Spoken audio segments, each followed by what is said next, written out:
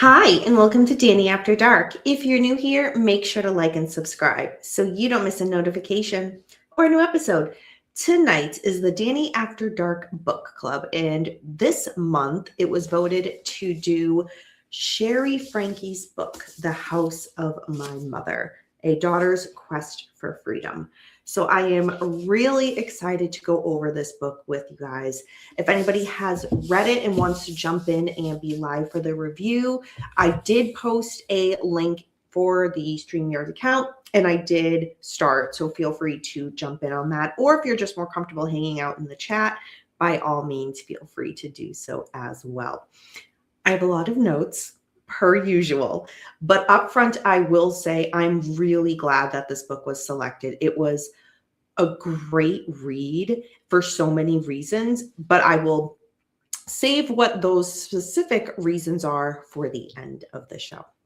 So just to make things a little more lighthearted, because I do understand the subject matter of this book, it can be a bit tough. So if anybody is familiar with this case, I would say just kind of handle this episode with care because it does talk a lot about child abuse. So just keep that in mind. It is from the perspective, of course, of Shari Franke, Ruby's daughter, but nonetheless, it does get into a lot. So handle tonight's episode with care. And with that in mind, I did leave the door open for the cats. So the cats might be kind of coming and going as we go. So just trying to make it a little bit more lighthearted as we can for this. So I do see you guys coming in the chat. Hello. Hope you are all doing well. So yes, let's go ahead and jump in.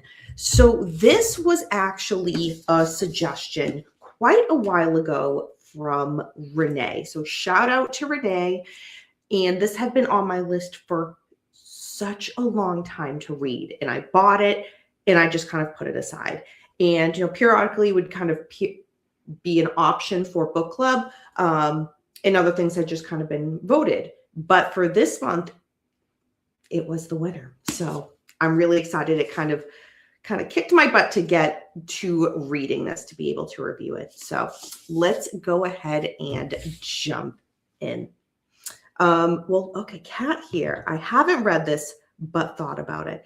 Okay, so Kat, after this episode, and I apologize if it's a long show because I have a lot of notes, let me know if this is something that after I do my review, if this is something where you are interested in reading it for yourself, or if it's one of those, gee, you know what, I think I got what I need type of thing. So, but yeah, let me know. All right, folks. So the back of the book is very interesting because it has a passage from chapter 9, which I thought was very interesting. You don't really see that with books. So right away, I was just like, okay, Shari, that is different. So let's go ahead and read that. And I did type that out. So it says, I actually don't remember the exact moment when the cameras first started rolling. All I know is one day we were just a regular family going about our lives, and the next there was a janky camera constantly pointed in our direction, documenting our every move for the consumption of strangers on the internet. As the numbers climbed, a nagging thought kept creeping into my mind. Surely at some point people would get bored of this. Surely one day this would all end and our lives could go back to normal. Little did I know that normal was a luxury we had already left far behind. So right away, I was like, okay, all right, I am interested in more because, again, this is one of those, a lot of people have been following the Ruby Franke case, but I feel like if you haven't and you came across this book, that passage right there, I think would really grab the reader, because right away you're like, what is this about? I want to know more. So the inside cover does give a little bit more of a description of what the book will be like, as well as a little bit about the author, Shari Franke. So I'm going to read that. So the inside cover says, "From eldest child Shari Franke, the shocking true story behind the viral 8 Passengers family vlog and the hidden abuse she suffered at the hands of her mother, and how in the face of unimaginable pain, she found freedom and healing. Shari Franke's childhood was a constant battle for survival. Her mother, Ruby Franke, enforced a severe moral code while maintaining the facade of a picture-perfect family for their wildly popular YouTube channel, 8 Passengers, which documented the day-to-day life of raising 6 children for a staggering 2.5 million subscribers. But a darker truth lurked beneath the surface. Ruby's wholesome persona masked a more tyrannical, I knew I was going to mess up that word, tyrannical parenting style than anyone could have imagined. As the family's YouTube notoriety, it's Thursday night, folks. We're at the end of the week. As the family's YouTube notoriety grew, so too did Ruby's delusions of righteousness. Fueled by the sadistic influence of relationship coach Jody Hildebrandt, together they implemented an inhumane and merciless disciplinary regimen. Ruby and Jody were arrested in Utah in 2023 on multiple charges of aggravated child abuse. On that fateful day, Shari shared a photo online of a police car outside their home. Her caption had one word: finally. For the first time, Shari will reveal the truth behind 8 Passengers and her family's devastating involvement with Jody Hildebrandt's cultish life coaching program connections. No stone is left unturned as Shari exposes the perils of influencer culture and shares for the first time her battle for truth and survival in the face of her mother's cruelty.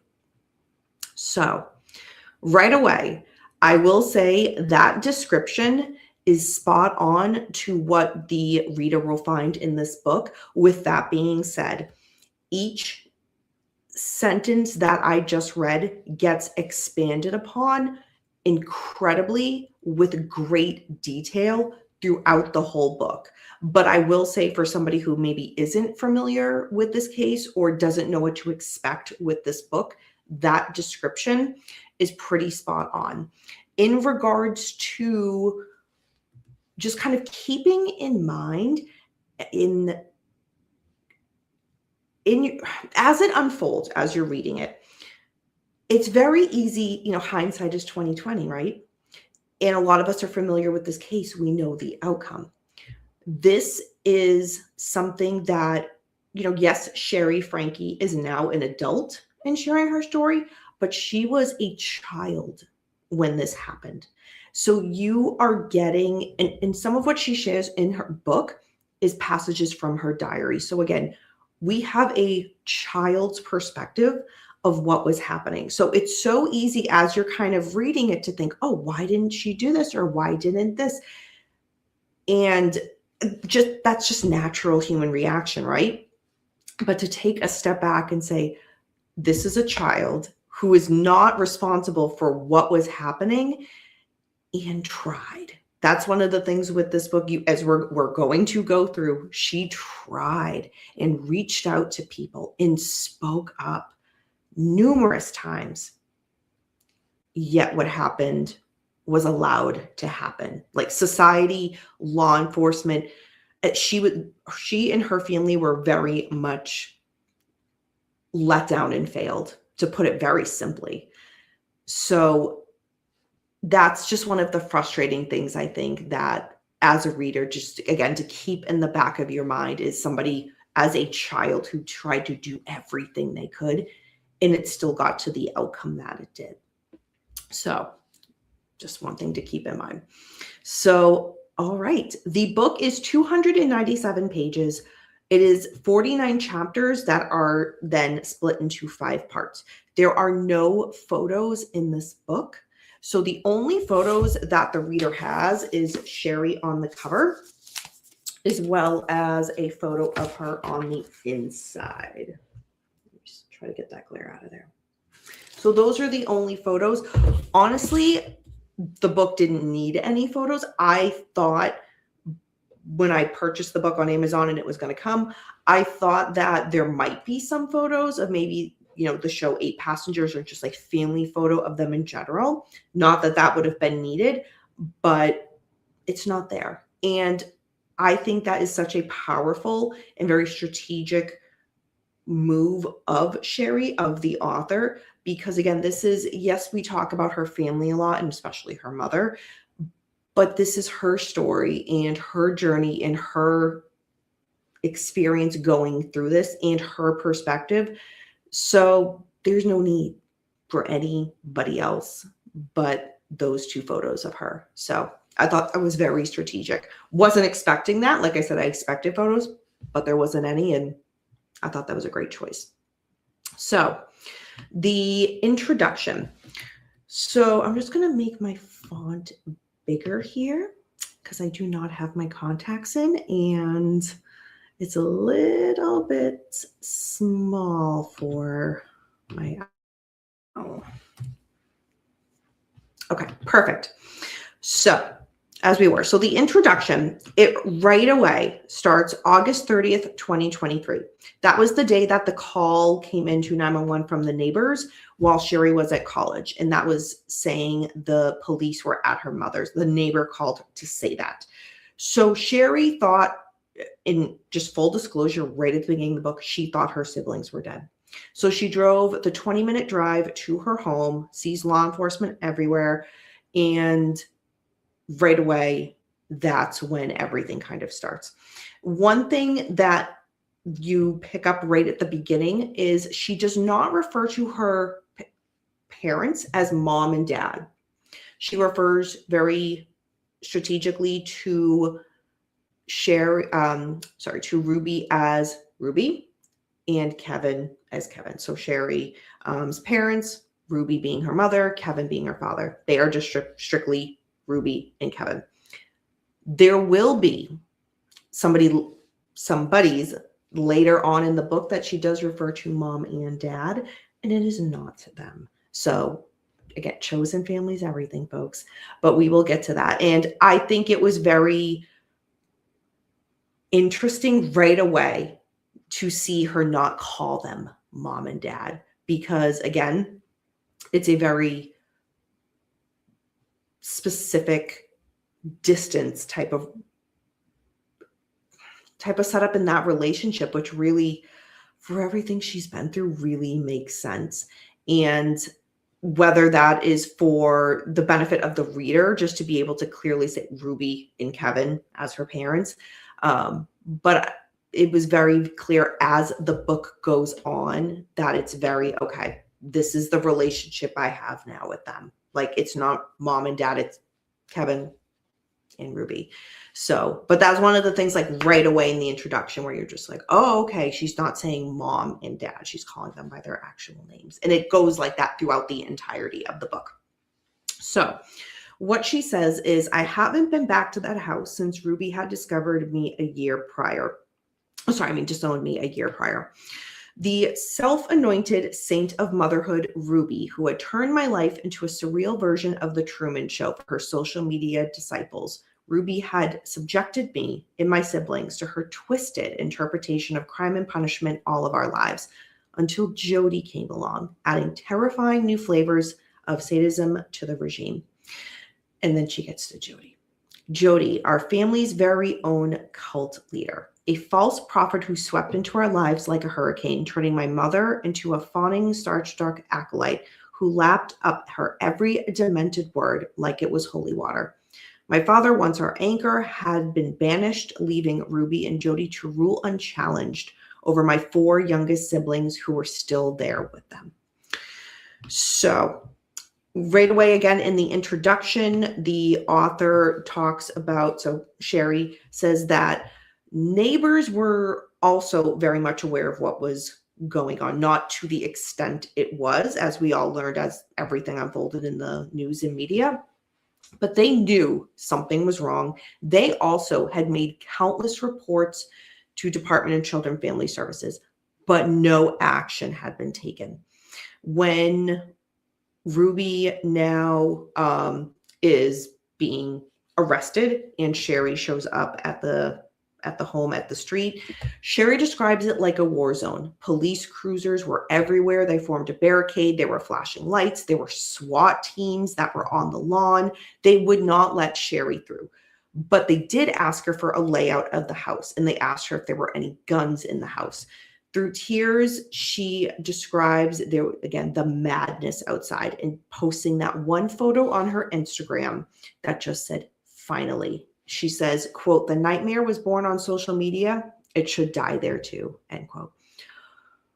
That quote, Shari Franke, so incredibly powerful. I had to stop and just reread that. And I'm like, talk about setting the bar so high. She's going to succeed. This book is an absolutely incredible read.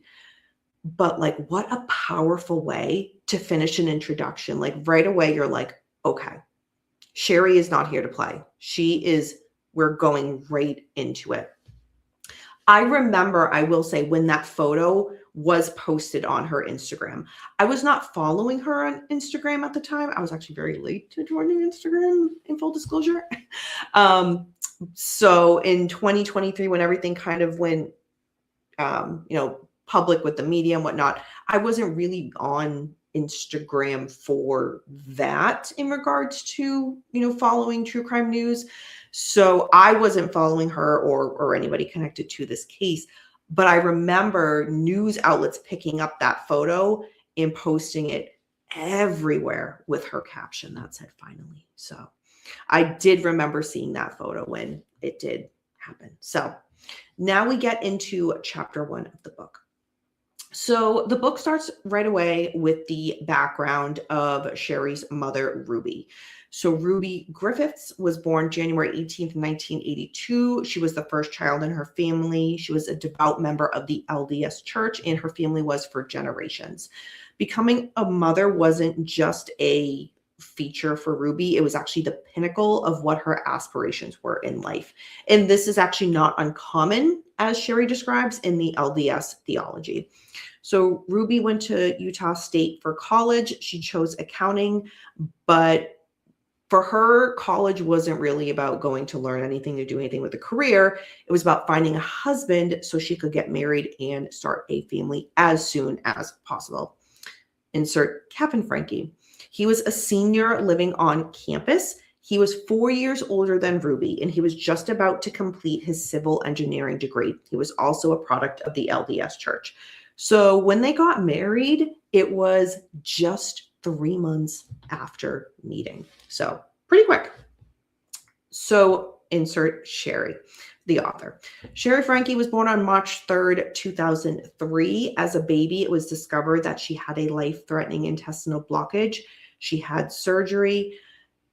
While she was going through that, and then also just being a newborn, Ruby didn't believe in comforting Shari as a baby.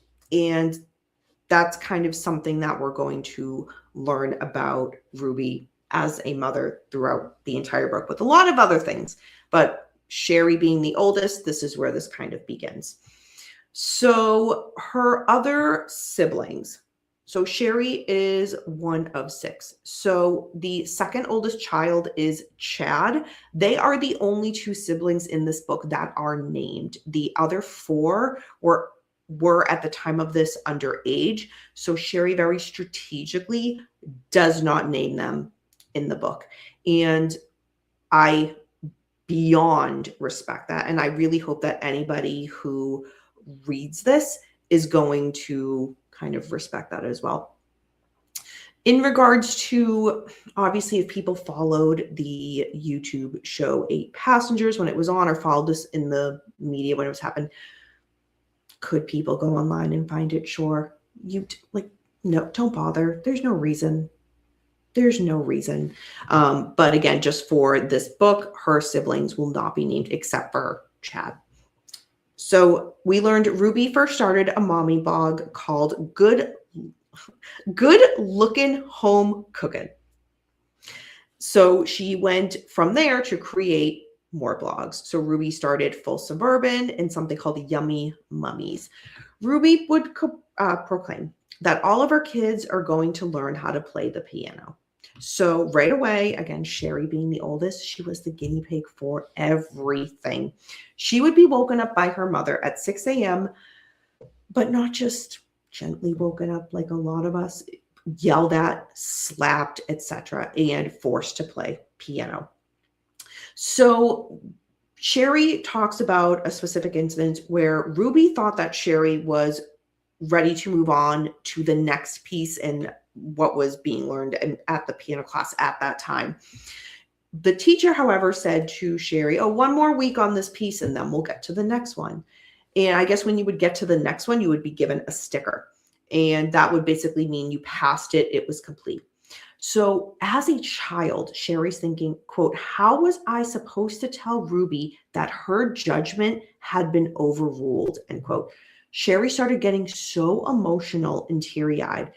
And her piano teacher was like, something's not right, and asked what it is. And Shari had to say, it's just that my mom thinks I'm ready. And the teacher really sensed there's a lot more to this than I'm aware of, and said, okay, never mind. Here's your sticker. Well done. We'll start the new piece next week. And imagine that is just for a child that young to like be terrified of that. It's just, and as the reader, it just gets so much worse from there. But we're setting the stage for, and Shari's setting the stage of kind of gradually this behavior from her mother building.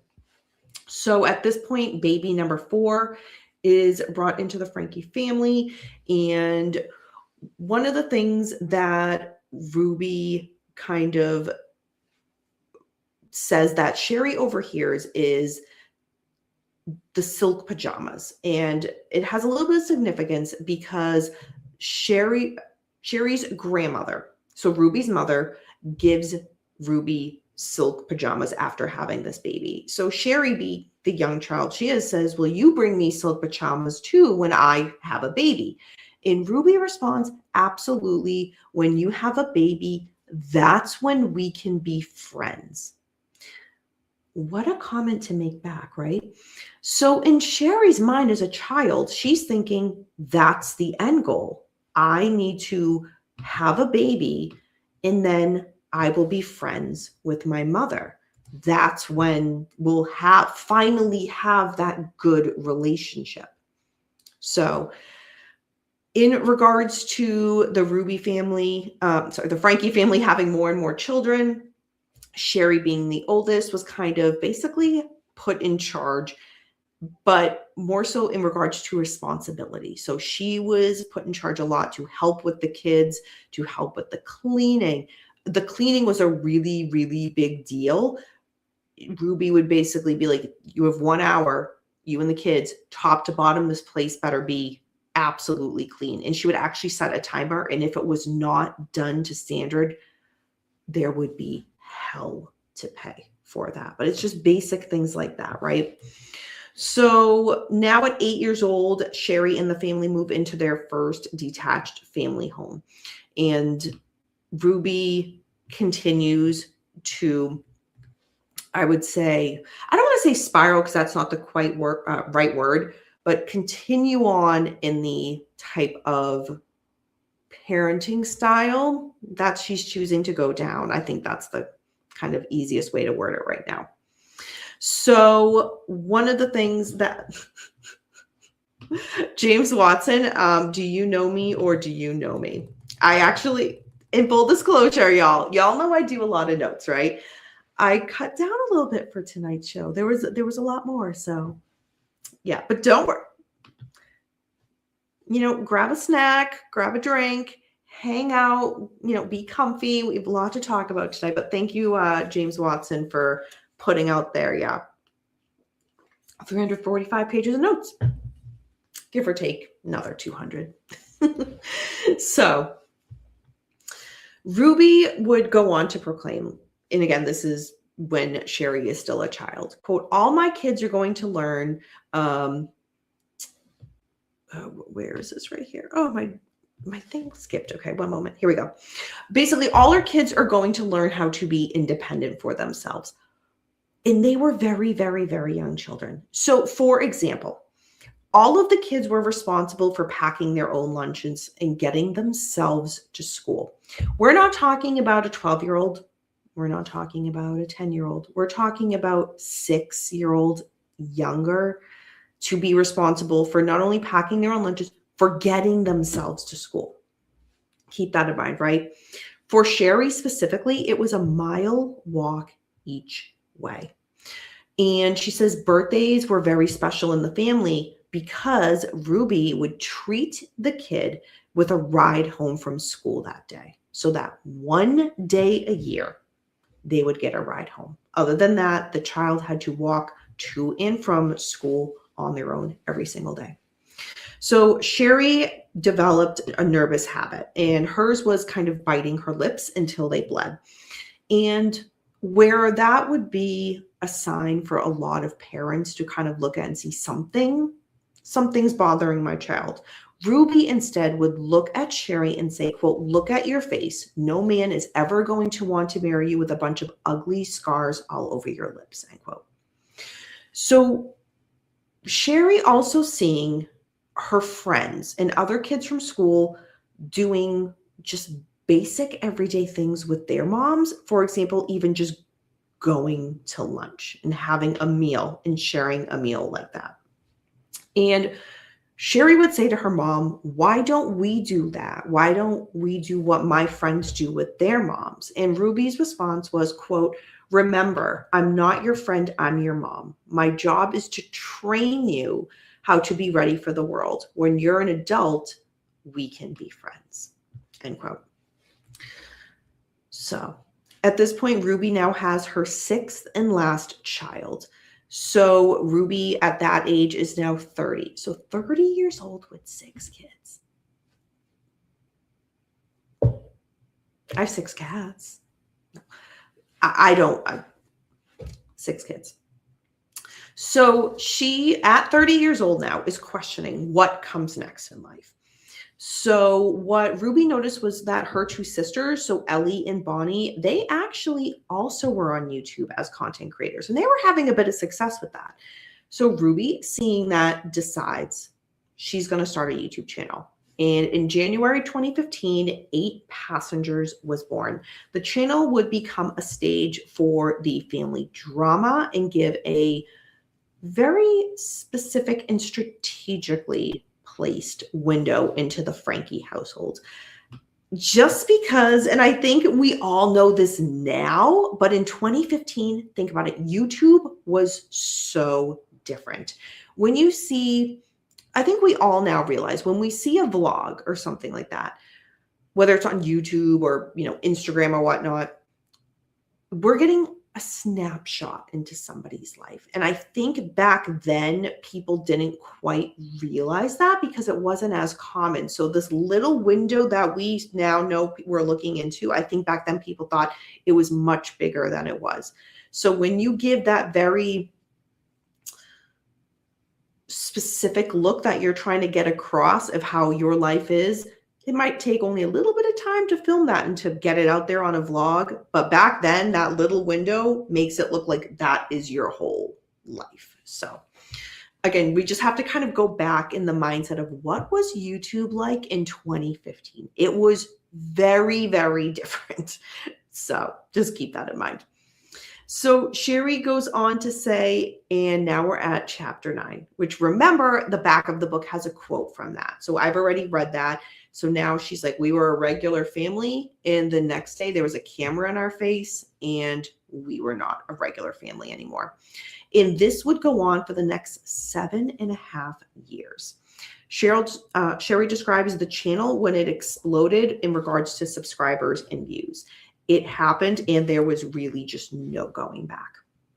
And as YouTube evolved for 8 Passengers, Ruby was then invested in remodeling the home. So she would change everything in the house, but it was not for the family. It was strategically where things would make sense in regards to placement of the camera for filming. And that opened up a lot of opportunities to these are things we see now all the time with a lot of content creators is promotions in regards to promoting, different lifestyle things. But back then it was quite rare. So this was a very big deal because the family now got a lot of opportunities. They got some brand deals, they got some swag, they got a lot of all expenses paid vacations. And think about it, for a family with 6 kids, an all expenses paid vacation is a big, big deal. But with that being said, there's things that has to come out of that. So it's a business thing. But for a child like Shari and her siblings, they just think vacation, understandably, right? So Shari then decides, as she's starting to get a little bit older as the years go on, she wants to start a channel of her own and to earn her own money, be a little bit independent. She asks Ruby in regards to, doing a shout out on 8 Passengers, and Ruby says no. Her own mother says no. No shout outs, no shortcuts. But on the one hand, if you're thinking, okay, well, I can follow that as a parent. But Ruby then says, I will only give you a shout out when you hit 100,000 subscribers. Because in Ruby's mind, that was the magical number that okay, now you're worth me shouting out. Even though you're my daughter, then you would be worth a shout out.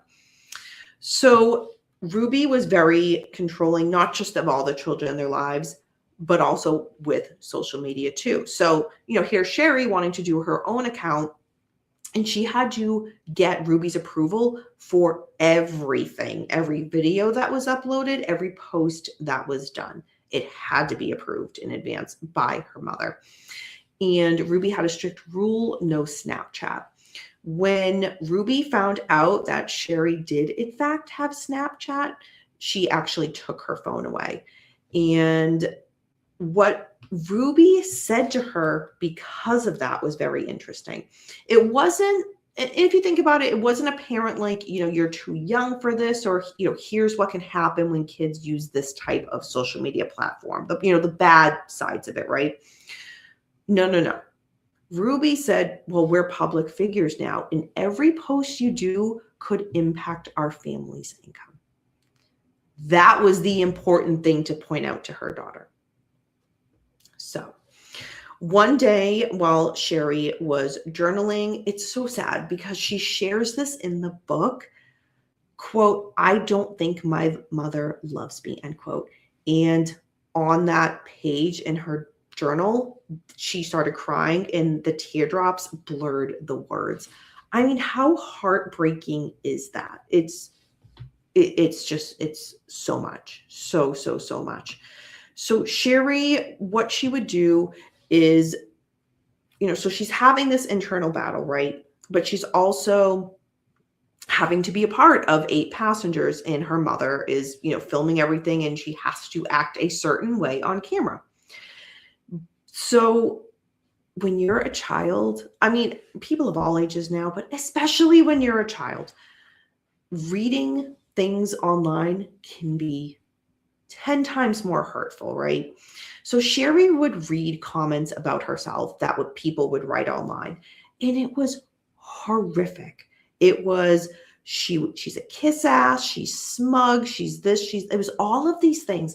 And Shari says in here, I'm reading these, I'm not sucking up, I'm surviving. She's just doing her best to survive. But again, social media versus real life, right? What Ruby's putting out there is only a fraction, and the kids knew not to disrupt what Ruby had planned because all hell would break loose. All hell. I mean, it was already breaking loose, but it'd be 10 times worse than it was. So in school, one of the things that Shari learned during a mental health class one day was about depression. And right away, she realized that's what I'm feeling. Everything that I'm learning right now in school, that is what I'm going through. So she texted her dad right away saying, I'm depressed. I don't know if I want to live anymore. So I say her dad, but in the book, again, she does not call them mom and dad. It's Ruby and Kevin. So Kevin texts back immediately and says, thank you for telling me. We're going to get through this together. So Shari instantly feels a bit of relief because she's like, okay, my father, he hears me. But then right away, panic sets in and dread sets in because she's like, wait a minute. He's going to tell Ruby. So Kevin suggested a therapist for Shari. Shari was like, absolutely, absolutely, I will go. Ruby, upon hearing this, says no. In her mind, and she's verbalizing this, Shari does not need therapy. She needs to just sleep better, exercise, and eat better. Kevin, however, stood his ground at this point and says, no, this is serious. She should see a therapist. And even him saying that, Ruby was shocked that Kevin, how dare he stand up to her and not just go along with everything she says. So Ruby, she went, again, not getting her way, went back to her bedroom with Kevin, her husband, and Shari describes just hearing them argue and argue about this and argue about her mental health. And it's just, I can't even imagine her just listening to them argue about her for that, and Ruby just being so against her getting that help. So what Shari did in the meantime was to start speaking to her bishop at church. And the bishop was very, very aware of, okay, no, Shari does need more. She does need a therapist. Ruby still would not allow it. So what Shari was kind of frustrated with was, she's like, why is my mother not understanding that my mental health is so important? Because again, this all stems from, Shari just realizing like this feeling that I'm going through, it has a name. It's depression. But it's more than that. It's, I don't want to live. Yeah, Ruby's saying, no, you cannot go. So Ruby had a very strict no boyfriend, girlfriend policy with the kids. So even though Shari, is now, in her young, very, very young teenage years, starting out, she notices a boy at school that she likes. His name is Jake. So she had kissed him and kept that a secret from her parents. And again, we're not only talking about, in regards to Ruby's rules, but also kind of how that works in regards to the Mormon LDS community, faith, and kind of what their values are too. So there's a lot of things at play. So one day, after keeping Jake a secret for quite a while, Shari comes home and her parents just say, we're going to transfer you to a different school. We're going to transfer you to the school that your brother Chad goes to. And here's the thing. Jake's mom called the Frankies because Shari had a laptop and phone that she had been hiding this whole time to talk to Jake. I don't know, but I get the impression from the book that Jake's mother really had no idea the Pandora's box that she was about to open. So Shari had a panic attack and went into the bathroom and sat in the shower, and just the water ran cold. She just absolutely just horribly miserable. That panic attack, however, was the spark that was needed for Kevin to convince Ruby, our daughter really needs a therapist. So Ruby begrudgingly went with it. So Shari says she actually likes her therapist and liked it, the experience, but she did feel she had to be very careful about what she would say about Ruby, because she, in the back of her mind, thought, whatever I say, it's gonna get back to my mom.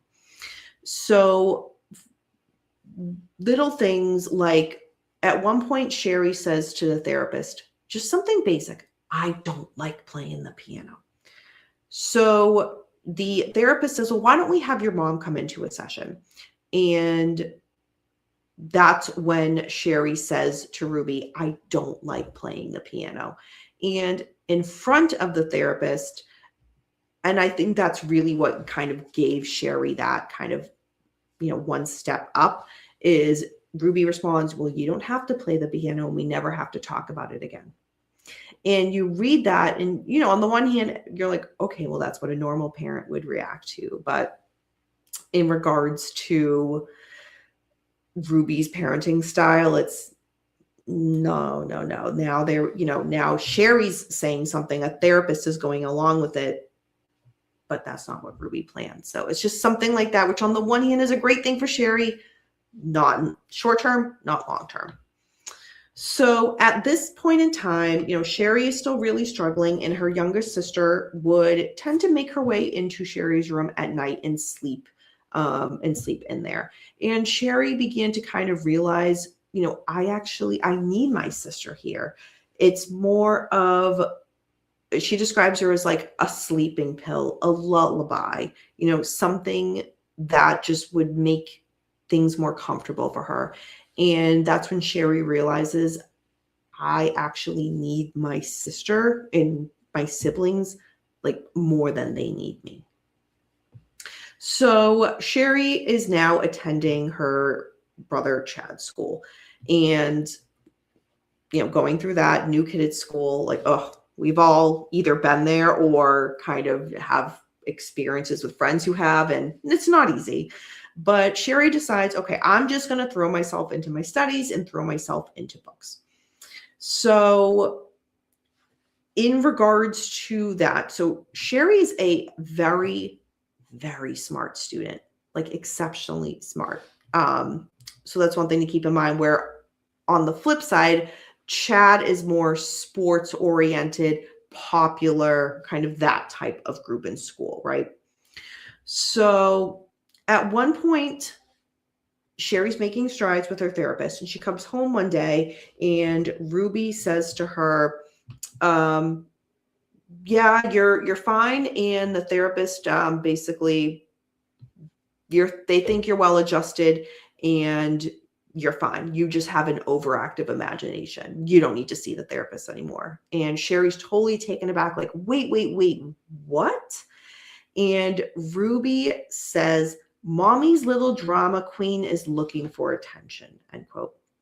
Shari didn't know, was my mother making this up, or did the therapist actually say that? But either way, it was, the end result was the same, right? And what Shari learned was, in this family, the only safe emotion was no emotion at all. Brian Hearn, I've been kind of keeping an eye on the chat. Is this nonfiction or fiction? This is nonfiction. So this is Shari's story of growing up with her mother, Ruby Franke. That just hit the news in 2023. So this, if you want to look up, or you and anybody want to look up the Ruby Franke case, she is in jail. And yeah, you can kind of learn a bit about it, but it does go, we're going to get into that in tonight's book review, because it is part of the story here for what Shari's writing about. So, okay, kind of quick pause, grab some water. So now, again, Shari's at her new school, and this is when the 8 Passengers YouTube channel, it was already growing big time on YouTube and social media, but it now hit 1 million subscribers. So on the one hand, like, this image of you and your family is viral, and so many people are seeing it and watching it. It's such a big deal. but it's so not the reality of what's happening behind closed doors. And Shari is really, really struggling. So she finds a teacher that she really connects with and starts to open up a little bit with that teacher. So that's just one thing to keep in mind as well as the book goes through. So her brother, Chad, as I mentioned, kind of the popular one, the sports guy, he didn't really talk about what was going on, as I think a lot of men, or I mean, even kids do. They just kind of keep things bottled up. And that's a lot of what Chad did. And at one point, he just couldn't keep it contained, and he actually got expelled. And this actually almost ruined a family vacation brand collab to Disney. So Chad now, they get to Disney, and Chad is just not going along with what the family is in Ruby wants. So they say, you need to stay at the hotel while the rest of us go to the park. Chad, being the rebellious one he was, is like, no, and decides to take a taxi and go on his own to Universal Studios. When the family returned back to the hotel, Chad is nowhere to be found. And that was such a big blowout that happened in the family. And I mention that because even though it did not happen to Shari per se, it was such a big enough deal that she talks about it in this book. And the thing is, Ruby and Kevin had actually been having Chad see a therapist. So here they're like, no, Shari, you can't do that. But they were like, all right, we are going to get Chad a therapist. And they do. And he's 14 years old. And they are like, on the one hand, they're saying, he just needs the space to grow and be a teenager. But this is the moment that, having him go to therapist is going to open the doors for so many things that come into this family. Quote, how the monster came into our lives. A monster masquerading as a mental health professional, armed with a tight smile and kind of full of psychological warfare tactics. A monster who would see my mother's inner darkness and cultivate it, nurture it until it eclipsed all light. A monster named Jody Hildebrand, end quote. So Jody was the one that when Ruby and Kevin Franke were like, all right, Chad needs to see a therapist. This is what opened the door for Jody Hildebrand to enter the picture. Shari has a much better way, just as I read, of saying it, but to put it very simply, that's how that happened. So Jody, she had built a reputation in Utah's LDS community as a bit of a miracle worker. So while the Franke family was in Disney for this brand collab, Jody met with them on Zoom, and she right away about Chad said he needs immediate rehabilitation, weekly one-on-one calls between him and Jody.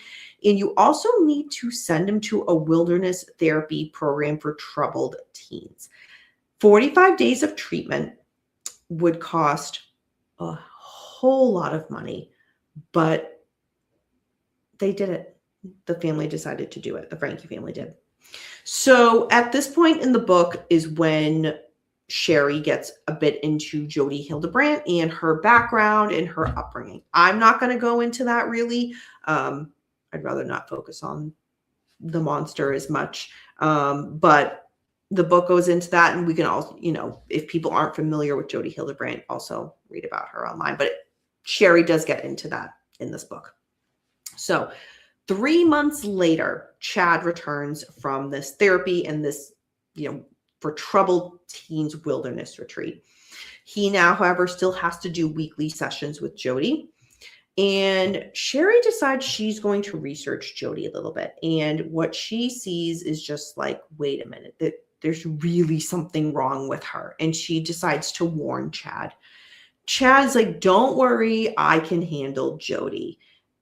But then he goes to Ruby and says, Shari just said this.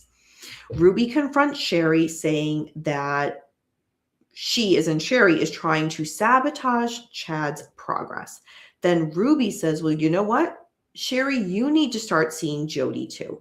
So keep in mind, remember just a little while ago, Shari wanted a therapist. She was depressed, suicidal, and Ruby wanted no part of it. But now Jody is in the picture, and Ruby's like, you know what? You need to see her.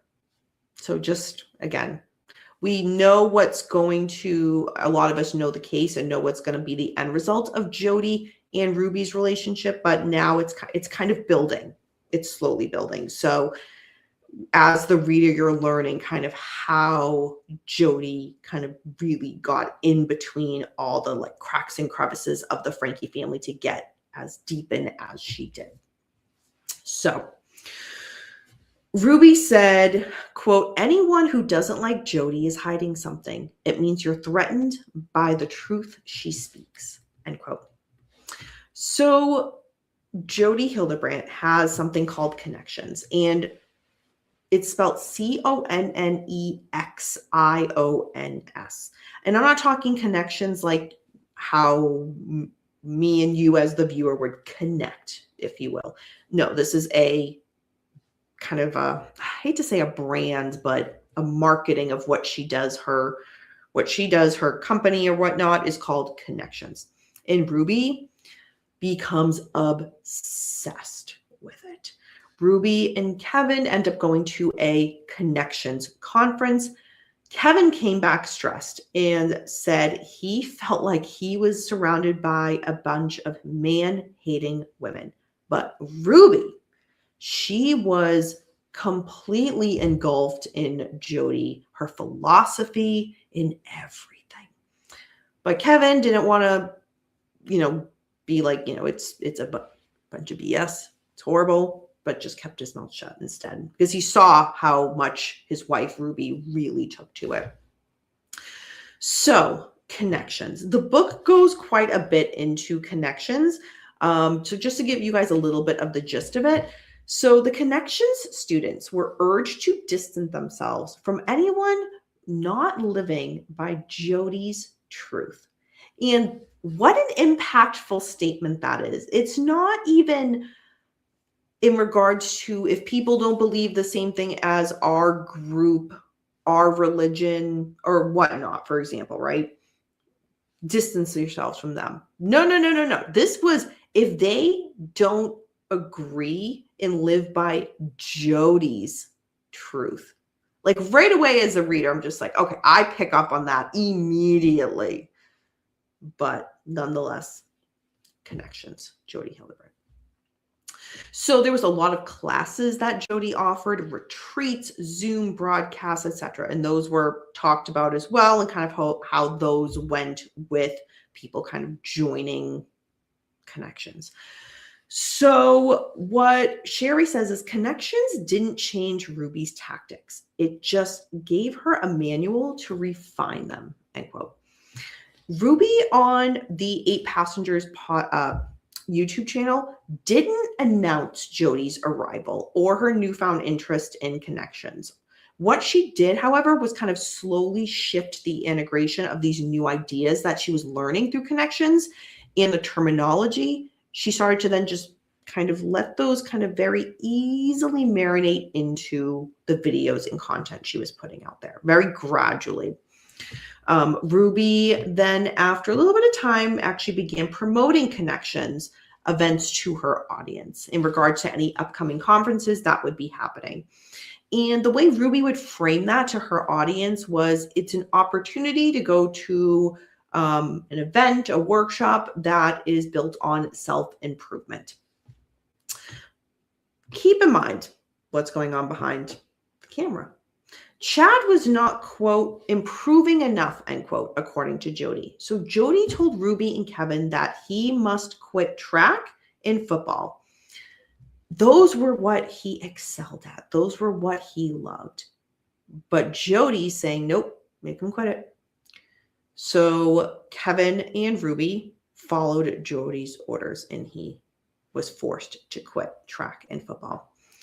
So Ruby then began to turn on other people. So not just her little immediate family now, she started to turn on her own siblings and her own parents because she wanted them, Ruby was trying to get them to join connections with her, and they wanted no part of it. So instead of just saying, not for us, and Ruby saying, okay, that's fine. Nope, Ruby couldn't have that. So about 2 to 3 years is what it took. And then Ruby cut off all of her family, all of her parents, siblings, whatnot. Shari says, quote, it was as if Jody had flipped a switch in Ruby's brain, turning familiar love into contempt overnight, end quote.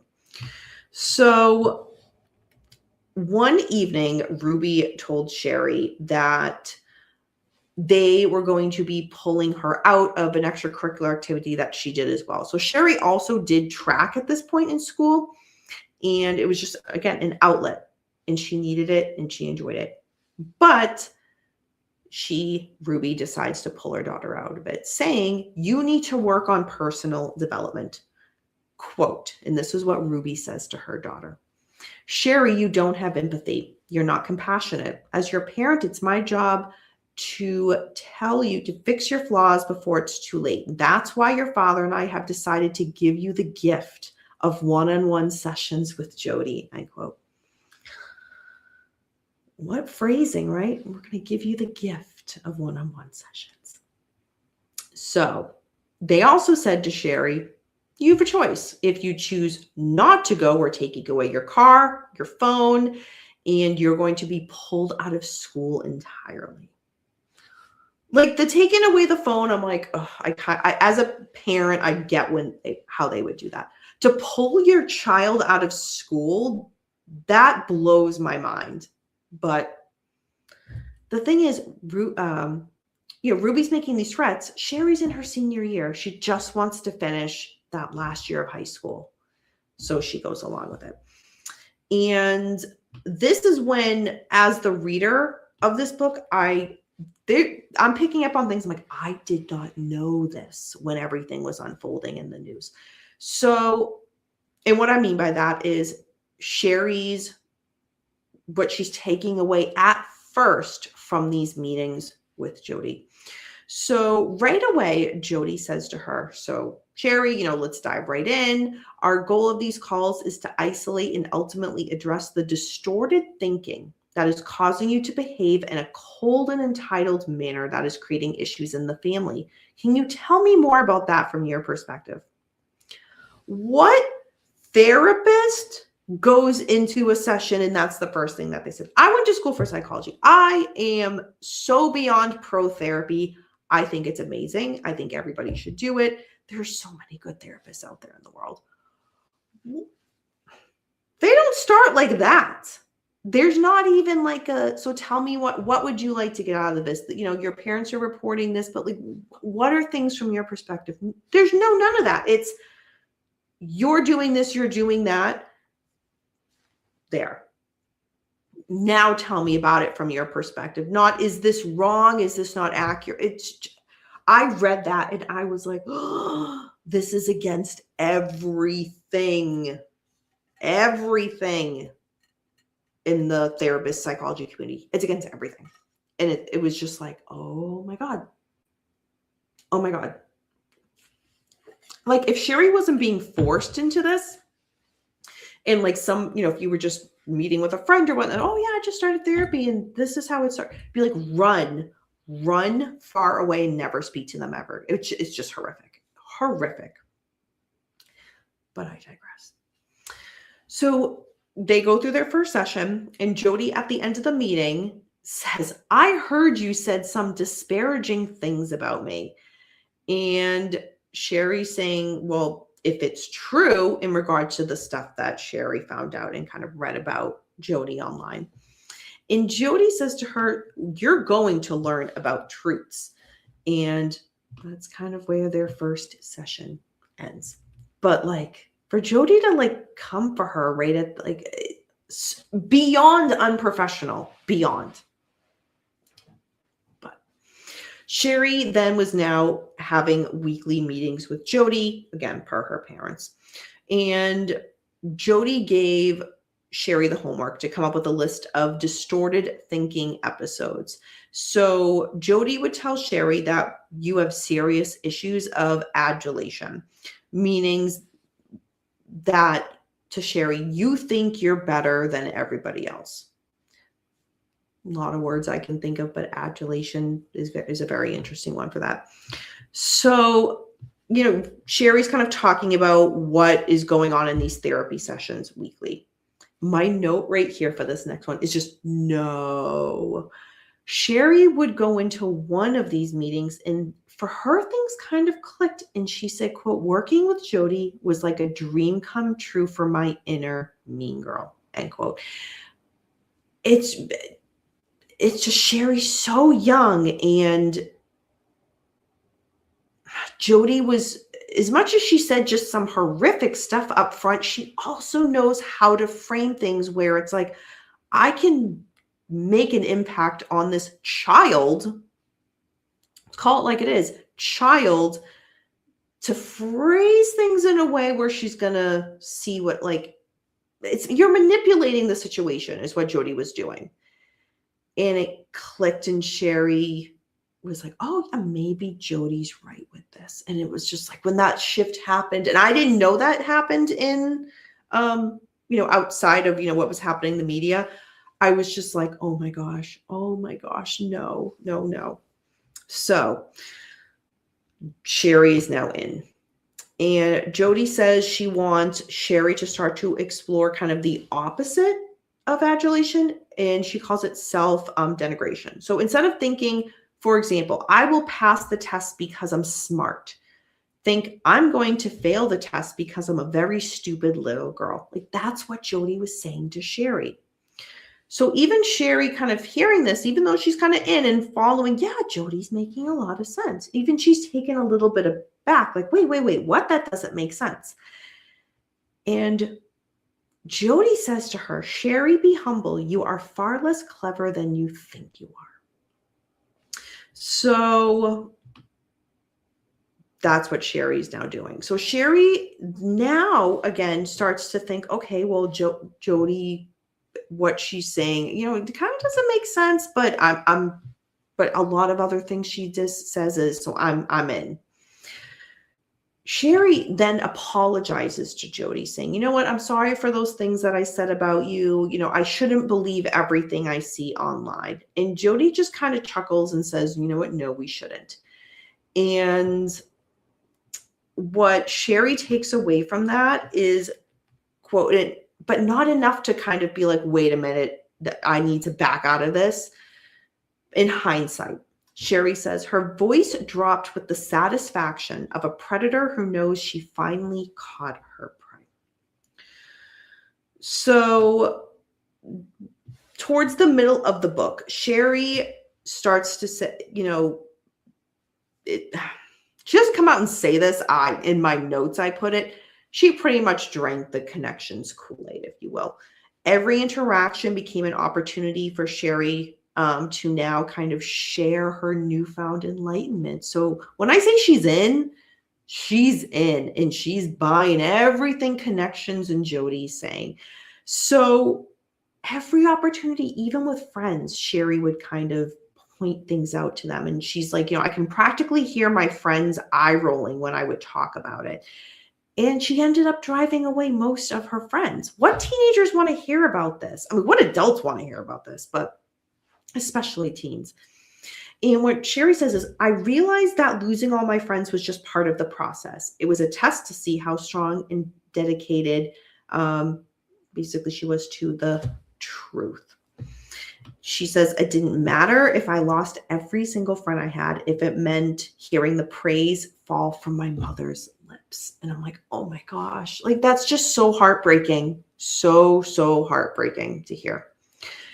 And Ruby does give a little bit. What she says to Shari is, quote, I'm so proud of the woman you're becoming, end quote. I mean, think of, that's gold to Shari. That's all she ever wanted. And she's now starting to get this. So, and we all know how, this works. She gets some praise from her mother. That's what she's always wanted. It's like, well, if I do this more with Jody, I'm going to get more praise from my mom. So it's just a vicious cycle. So Jody's teachings were now, again, Shari was fully in, and she was now getting a bit more acceptance from her mother, everything she had been craving. And one of the things that Shari says is, quote, finally, he liked me. Some days it almost felt like we were friends. Now we're in 2019. And 8 passengers, the YouTube channel now had 2.5 million subscribers. Ruby and Kevin bought a new house, a 3-story structure with 7 bedrooms, 6 bathrooms. However, this huge home, it felt to Shari very sterile, very odd, not home and welcoming. The walls were bare except for some pictures that were put up, but they were very strategic, so it looked good on camera. And there was lighting, like studio lights that were all over the house because, again, a lot of filming. And she says the home was more designed for the camera, not for comfort. It felt like a showroom, not a home. On March 30th, 2020 is when Shari turns 17 years old. And the big gift at that time, because again, everything's very sterile in this house, it's meant for filming, is Ruby allows Shari to paint her bedroom wall. And Shari thinks, oh my gosh, I have a little independence. Yes. But this is just when, March 30th, 2020, what's about to happen? The world's shutting down from COVID. So that's what happened. So she could not do that. So Ruby, now, everybody's kind of being locked in, whatnot. Her focus is shifting. And Ruby is realizing, she's connecting more and more to Jody into connections. And that Jody is changing her. And Shari acknowledges, Ruby did start to change. There was, yelling, less kind of flying off the handles, which is a good thing. However, in regards to punishments for the children, this change was for the worse because it became less physical and more psychological, focusing on the emotions in mind. So punishments, again, were very psychological on a child. And part of that would be prolonged periods of deprivation. And a lot of those kind of examples that we discussed back when this was happening in 2023, withholding food from the kids, that was reported a lot in the media, taking away a bed and a mattress. So like, for example, Chad had to sleep on a beanbag chair for, I think it was either 9 months or 6 months, something like that. Here's an over here, 7 months. And then he had to sleep on that beanbag in the basement on the floor. Ruby, again, decides, what? His punishment is to take away his bedroom privileges. Ruby didn't see anything unusual with this. So again, these punishments that are withholding food, things like that, a bed, no, nothing wrong with it. And Chad, being, a teenager at this point, young teenager, he just kind of acted like, I just don't care. And part of it, Ruby was putting this on YouTube, and the internet was going ballistic with comments about child abuse. And, here's Ruby saying, this is all wrong. They just don't understand. Why is this happening? Wolf, abusive parents are awful. Absolutely. I mean, yeah. K-Dog, he was probably relieved. I mean, to be in, away from the kind of general family living area in the basement, little bit of privacy, but I mean, to go that long sleeping on a beanbag and on a basement floor, I mean, as a kid, can't even imagine. But again, so at this point, Ruby's posting this. So people are seeing it and making these these claims like, wait a minute, this is child abuse. Kevin says, you know what, we should take that video down, not because, oh my gosh, they're seeing what we're doing, or hey, what we're doing is wrong. No, we should take the video down so we don't lose subscribers. Okay, Kevin. Okay. Ruby says, quote, no. Jody says, we need to stand firm in our truth. We can't let the haters win, end quote. I'm all for not letting the haters win. I'm all for that. Jody says, ugh. Well, that one video of Chad being forced to sleep in the basement on a beanbag, that one video overnight burned down their channel. It cost the family 90% of their income. Hundreds of thousands of people unsubscribed, and brands pulled out immediately and then began to distance themselves from the Frankies. Ruby, she was defiant through it all, saying, quote, people have been asking for years how I've raised such well-behaved children. Now they know. If they can't handle the truth, that's on them, end quote. So Ruby kept, again, the video up and the channel up. However, she began to post less frequently and only on occasion.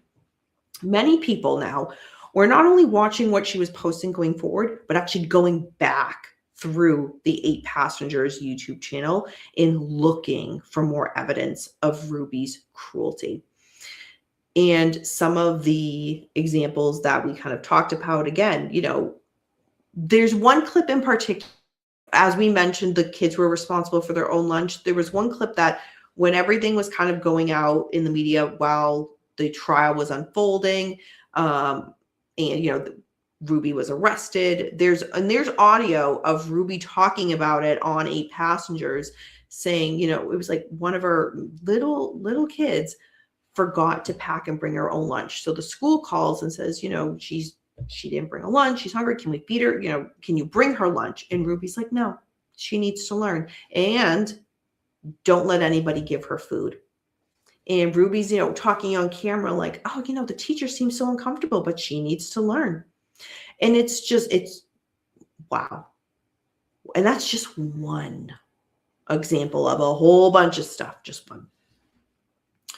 So people were not just watching this and looking for these things and then just kind of going about their day. People were putting in complaints of abuse.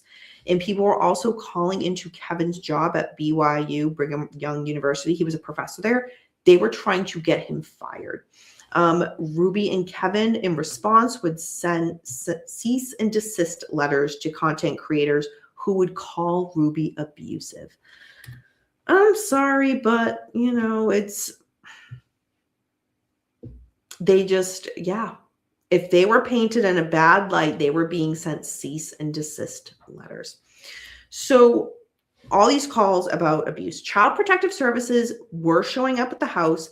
They were reporting that they did not find any evidence of abuse. However, as Shari says, the damage is done and things would never be the same. So this public outcry of Ruby and the abuse that was happening on very clearly on camera, especially now in hindsight, people are like, oh my God, this was happening in front of us. Ruby only went deeper into her delusions. And who was right there to kind of poison her with all these philosophies? Jody Hildebrandt. Connections. It was where Jody would play the part perfectly to Ruby. And Ruby never questioned Jody, just always supported her. And so Jody, in return, always validated Ruby's every action and decision. So that's right away. I mean, any of us kind of hearing that right now is just like, oh my gosh, it's so obvious what was happening. The grooming, the this and that between Jody and Ruby. Yeah, but Ruby's also an adult who was making those decisions too. But it's just two horrible people. And then when they align, it's just burn the world down. Burn the world down. So now it's summertime and the kids are home. Ruby says, to the kids. Jody says there will be no TV, no electronics at all, including phones, no connections to the outside world. So, right, it's just like, okay, you're just, again, we see this now, this type of behavior. You're just ostracizing and removing these children from any outside contact with the world. You're just kind of keeping them contained for very bad reasons. So Chad, he's still seeing Jody weekly for therapy, and he's just learning to play along with Jody and kind of pretend to agree to everything she says. Shari, however, she is still trying and believing what Jody's saying at this point. She's still drinking the Kool-Aid. But Shari's like, I'm frustrated because I'm doing what Jody's telling me to do, but why is Jody still yelling at me? Why am I'm still messing up? I'm not doing good enough. What is it? What am I not getting right? Right? And Jody actually calls her an obedient little drone who's focused on getting approval from herself, Jody, and Ruby. And that is shocking to Shari to hear. So the next week in therapy, Shari, still having that in the back of her mind and being so hurt by it, decides to bring it up to Jody in therapy and says, my feelings were hurt about what you said about that. And Jody denies that she ever said it. And Shari's like, wait, what? And Shari, I talked about earlier how she journals a lot. Shari goes back to her journal that she did that day, and she wrote verbatim what Jody said. So that is when the light bulb goes off for Shari. And she says, quote, how many other times had she twisted my own memories against me, end quote. And after this, Shari really focuses on Jody in regards to spotting her inconsistencies and consistently calling her out on that, which isn't going to go well with Jody, right? So the final straw for Shari was Jody was saying that babies are distorted, meaning to Jody, babies are manipulators who feel entitled to their mother to come and tend to their every whim. And Shari's just like, okay, this is it. So Shari was able to kind of then see Jody for what she was, where Jody was looking for prey. And she was using people's own judgment against them to lead them down a path of self-doubt and self-deception. How's everyone doing? How's everyone doing in the chat? I see you guys having some nice conversations here on the side. You can't handle the truth. You know what? The truth, Jody Hildebrandt's version of the truth. Well, so let's carry on. So connections. Jody was now becoming very paranoid about her position within that. So she would start to demand that anybody who, was following and using the connections model that she was preaching I'm crocheting. I love the Age of Navigators. I love that. Thank you for listening while you do that. That's amazing. Oh, James, absolutely. If I could give you more than 1 star right now, I would. All right. So again, Jody was becoming very paranoid. And for people who were using that model, she then demanded a new contract. And wild. That nobody could use her teachings or materials as independent life coaches unless they paid her a cut of their earnings. So the majority of her followers at this time, when she started to become paranoid and delusional and do this, were like, wait, what? And they were like, we're now seeing the real Jody. They walked, but not Ruby. Ruby signed the contract without hesitation, cementing her position as Jody's most loyal disciple. Jody, however, decides to spin this narrative to others, saying, because she can't say they walked away from me, right? So Jody says she had to fire all of those other people. They were disobedient life coaches. They were too distorted to truly understand and implement her teachings. So Shari, now again, it's summer. She's about to go away to college in the fall. And now that she's kind of seen the light with Jody, she starts to just completely rebel. So Ruby called Shari one day before Shari was about to start school. She was out, picking up last minute supplies. And what Ruby says to Shari is, Jody isn't feeling well. She's being bombarded by the adversary. Her soul is under siege from Satan himself. He's trying to silence her truth. So we're going to help her get better. And what that means is Jody's going to come live with us, and Shari, we're giving her your room, and you have to come home right now and clean it out because Jody's about to be here this afternoon. And Shari, blown away, comes home, and she's going away to college, but not for a little bit longer. Shari's now forced to sleep on the couch while Jody has her room. So Jody living in the Franke household, the vibes got weirder and weirder and darker by the day. I'm just going to give you one now for that. Ruby decides, you know what? It's probably for the best if I slept in the bedroom with Jody, so she wouldn't have to endure all these night terrors on her own. So that's what happens. Kevin, where is Kevin in this, right? Kevin, the father. He is now a shell of his former self. He wasn't doing anything to stop this. Jody and Ruby were now in Shari's bedroom. They barely left. They would be in there all the time eating ice cream. They would leave the bedroom to drive to Dairy Queen to get ice cream and then come back and instantly go back to the bedroom. So Pam, who is one of Jody's friends, she was another higher up in connections. She would actually stop by frequently as well. And she would usually bring maybe soda with her. And then the three of them would stay in that bedroom for hours and hours and hours. It's just like creepy and weird, right? I'm drinking out of my Dani After Dark glass. It looks brand new. I love that. I'm giving that a star. Thank you. I know. I use this like every day. I absolutely love it. Absolutely love it. Thank you, Wolf. That's very nice to hear. So again, Kevin, where is he in all of this? Shell of his former self, not stopping it. He was being told by Ruby, you know what? Now the upstairs is off limits to you. You can't go up there.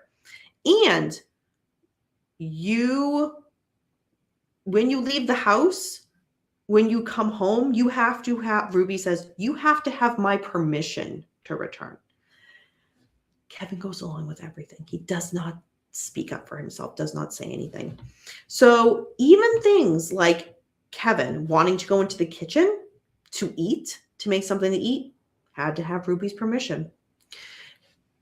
To speak to his own children, for the siblings to speak to each other, they all had to have Ruby's permission.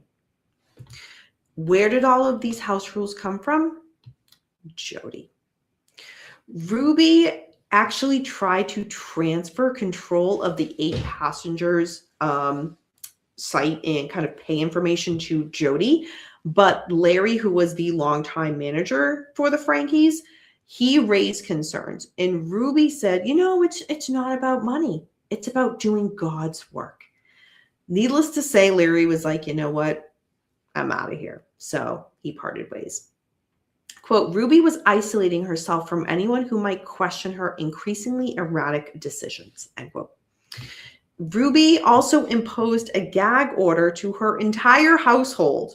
She's imposing this on them, saying, none of you can say that Jody is staying in our home. So, you know how Shari is having to sleep on the couch now? She says one night she hears footsteps while she's on the couch, and she saw her mother, Ruby, sneaking out of the bedroom that she was in with Jody to go back into the bedroom with Kevin, and she had a mischievous look on her face. And it was clear to Shari in that moment that Jody and Ruby were both completely hypocrites because they condemned queerness, but in that moment, Shari knew what her mother and Jody were doing. And again, on Connections and publicly condemning queerness, but in privately. And Shari's like, not only in the house, in my bed. Kevin, where is he in this? Still oblivious to what is going on. So 2 weeks after Jody moved in is when Shari leaves and goes to attend BYU. She also goes to attend Brigham Young University. That is where her father, Kevin, is a professor. So, all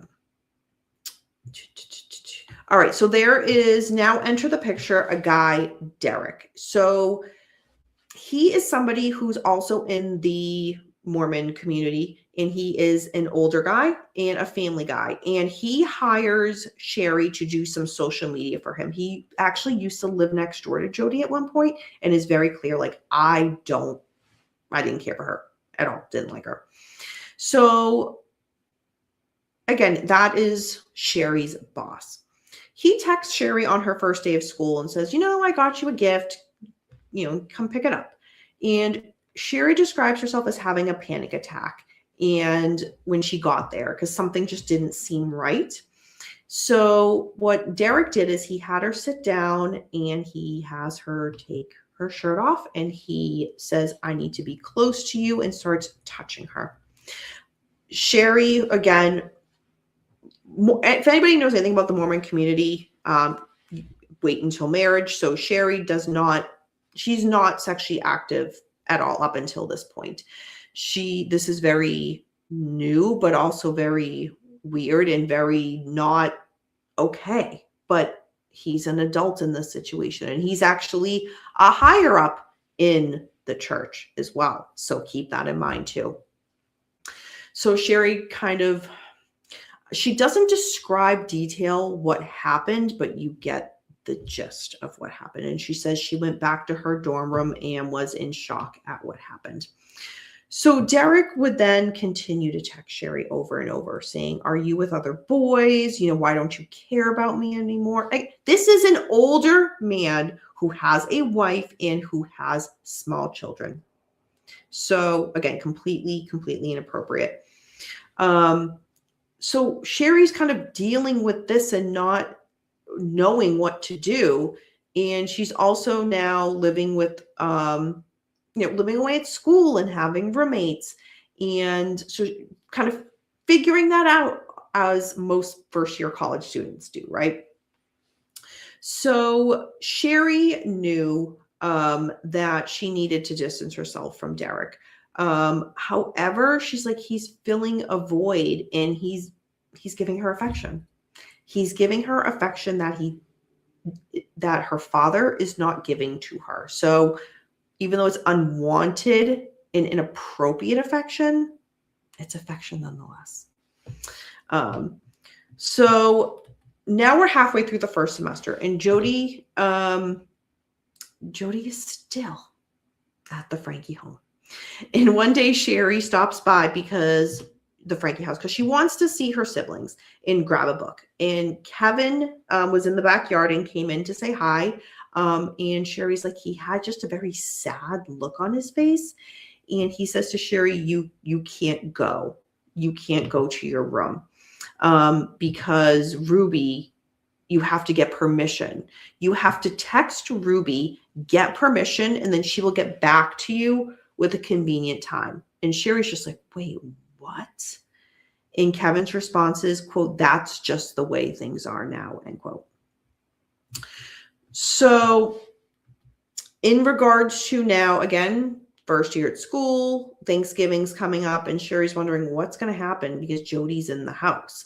So Ruby calls Shari and says, oh, the plan for Thanksgiving is we're all going to go to Jody's. And Shari's like, nope. And Ruby is so taken back. Like, what do you mean, nope? And here's her daughter, her eldest daughter, defying her.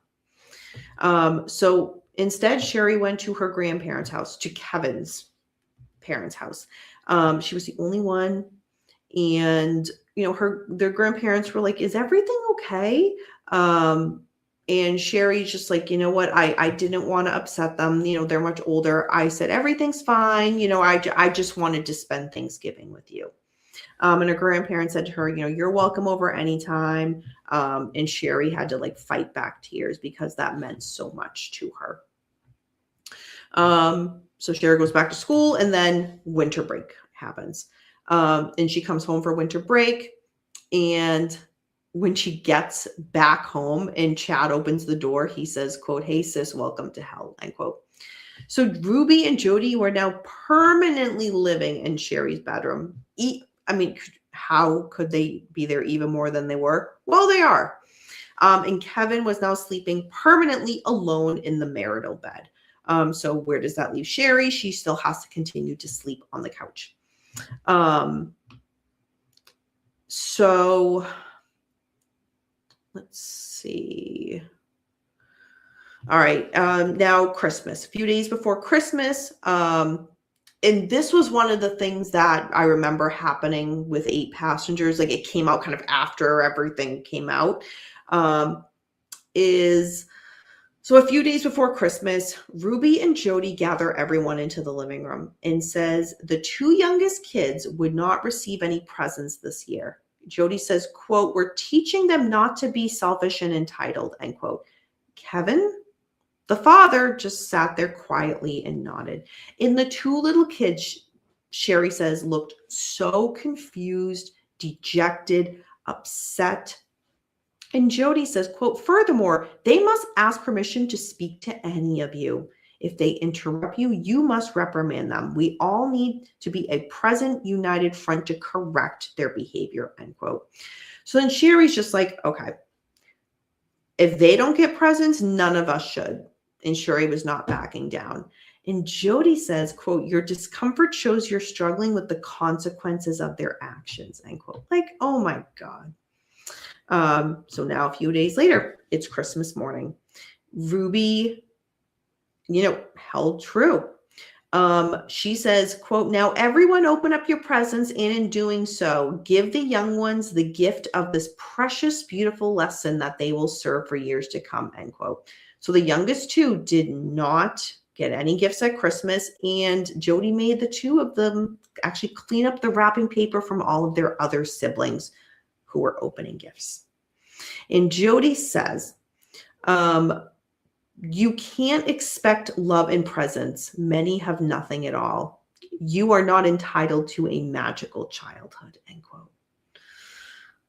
What the hell? What the hell? Jody is the one saying this. So now it's a little bit after New Year's, and Shari goes back to school. And Kevin texts Shari saying Jody's feeling better and she's actually going to be moving out. So on the one hand, that's good news, right? But Shari's like, oh no, with Jody moving out, Ruby's going to turn all of her focus and energy onto the kids in a bad way. So things are about to actually get worse. Shari's boss, Derek, she's still working for him, still seeing him in that aspect, and things are actually escalating quickly and physically. Not on Shari's doing, on Derek's doing of her, right? So what he says to Shari is, "I'm training you for marriage. I'm showing and instructing you things in order to please your husband," which is just so sick, horrible. Derek would text Shari all the time, and he actually at one point wanted her to share her phone location. She didn't want to, but he kept pushing it, so she relented. I feel so bad, because then he would track her every move, as we would expect he would, and constantly text her, "What are you doing here? What are you doing there? Are you seeing a boy?" It was just it was horrible. And Shari was in denial and making excuses. And she says, again, he was giving me attention that I didn't even get from my own father. So it's just, and Derek as an adult knows this. Like, he knows what he's doing. Shari, yes, she's now at college. She's a freshman, but she's too young. She doesn't get it, but he does. So as Derek got his grip tighter around Shari, she would start to shut down. She stopped actually going to the dining hall. She quit talking to her roommates. She quit all her social club activities. She just stopped any type of social existence that she had. So one day while she was at Derek's office working for him, she actually confronted him about the situation. And he says to her, in God's eyes, we're not doing anything wrong.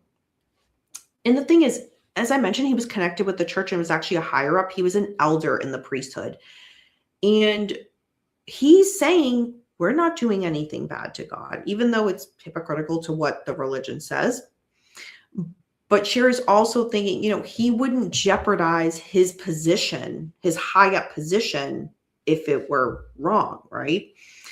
And she desperately needed validation. And she says that, again, hindsight's 2020. He was giving her attention she didn't get from her own dad. So one day, Shari's just having like a complete moment of despair. And her first thought was, let me just text my mom. And it didn't quite go as well as we kind of know it. We figured it would go the way it did, but Shari didn't. So she texts her mom saying, quote, Mom, I feel like you don't care about me. You never answer the phone when I call, but I know you're always talking to Jody. I just feel ignored. I feel like you don't love me, end quote. Ruby took over 24 hours to respond to that and says, quote, I sense a lot of aggression in your text, a lot of resentment. I'm going to invite you to invite me to talk to you about this in person, end quote. So I'm just going to put it out there right now. The rest of the book, there are so many times where, and wording is everything. Ruby knows what she's doing. The wording of, I'm inviting you to do this. It's strategic. It's putting it on the other person. She's putting her shit on the other person.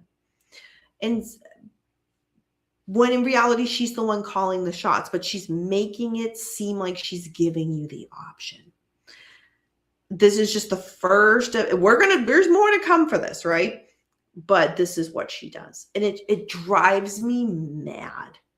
Oh my God. Anytime I got to a part in the book where Ruby's, I'm inviting you to, I'm like, no, not again. So in the end, Shari she's feeling down. She's like, okay, I will meet with you and Dad. So they met for dinner at a local restaurant, and Ruby decided to take the whole reins of the conversation. Again, Shari's the one that wanted this. She wanted to talk, but Ruby took over. And what Ruby says to Shari is, quote, you were very selfish in writing this text to me, end quote. Shari very angrily says, I thought you would actually maybe hear me for once. And there was a lot of back and forth at that point between Ruby and Shari, because Shari even saying that is being defiant to her mom. Kevin's saying nothing. And Shari starts crying at the table. And then Ruby says, quote, since you're an adult now, we'd like to invite you to pay for dinner, end quote. Again, Ruby's using those wording, making it sound like you're giving her the option, but no, you're not. We'd like to invite you to pay for dinner. So Shari ended up paying the $80 for them. In the days after that dinner, Shari just kind of started questioning everything. And mentally, she was shutting down, and physically, her body was just kind of reacting and shutting down. In the summer, Shari's bishop had said to her, because she was still speaking with her bishop about just things troubling her. And the bishop's like, yeah, no, you need therapy still. But Shari was under the family health insurance and Ruby would never allow it. So the church actually covered it without even telling the Frankies or getting them involved. And Shari's therapist, Dana, Shari really, really liked and connected. She felt comfortable to kind of open up about a lot of things, but not about Derek. She just wasn't comfortable going there. And Dana said to Ruby after one session that what Ruby was doing was abuse to Shari. And Shari's just like, wait, what?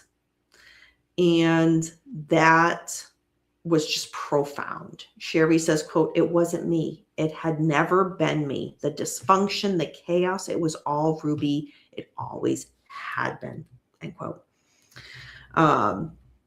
So what's going on now? Jody, right? She's not completely out of the picture. She now is meeting with Kevin one-on-one. And she's using Kevin's inner thoughts basically as a weapon against him.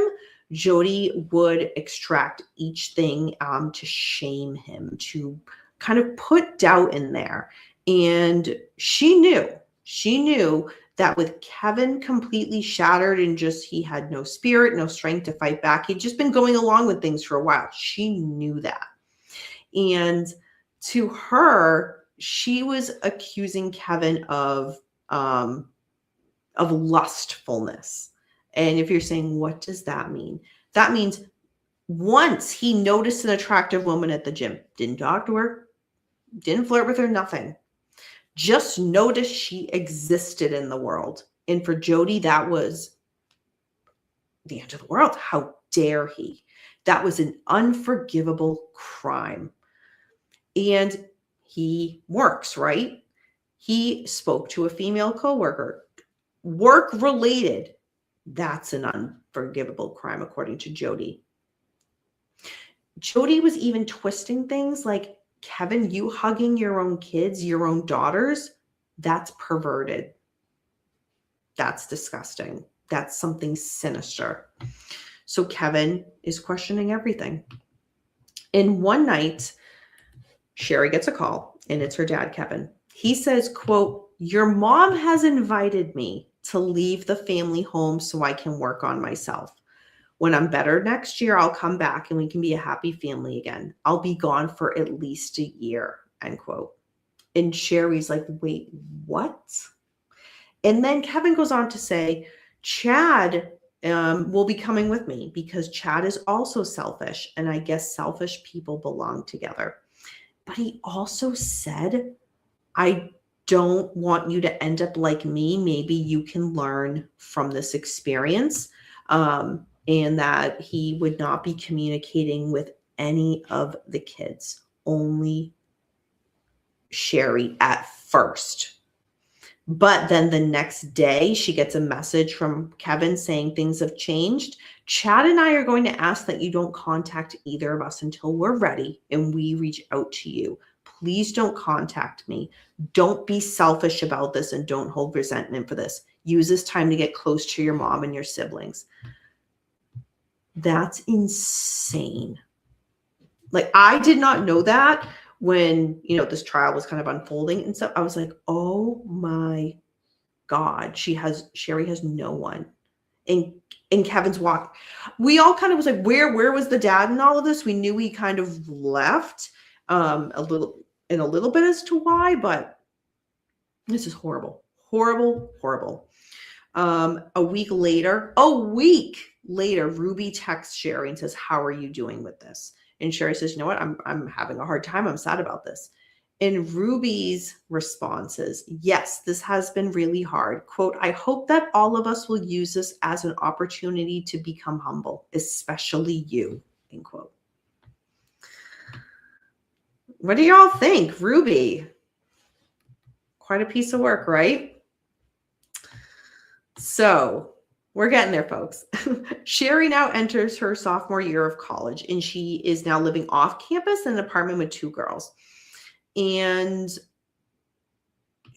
so, she has like the kind of traditional roommate relationship with them, not overly friendly, not friends where they hang out. They're cordial, just the typical roommate relationship. And that's something to kind of keep in the back of our mind for later, because that dynamic will change very profoundly.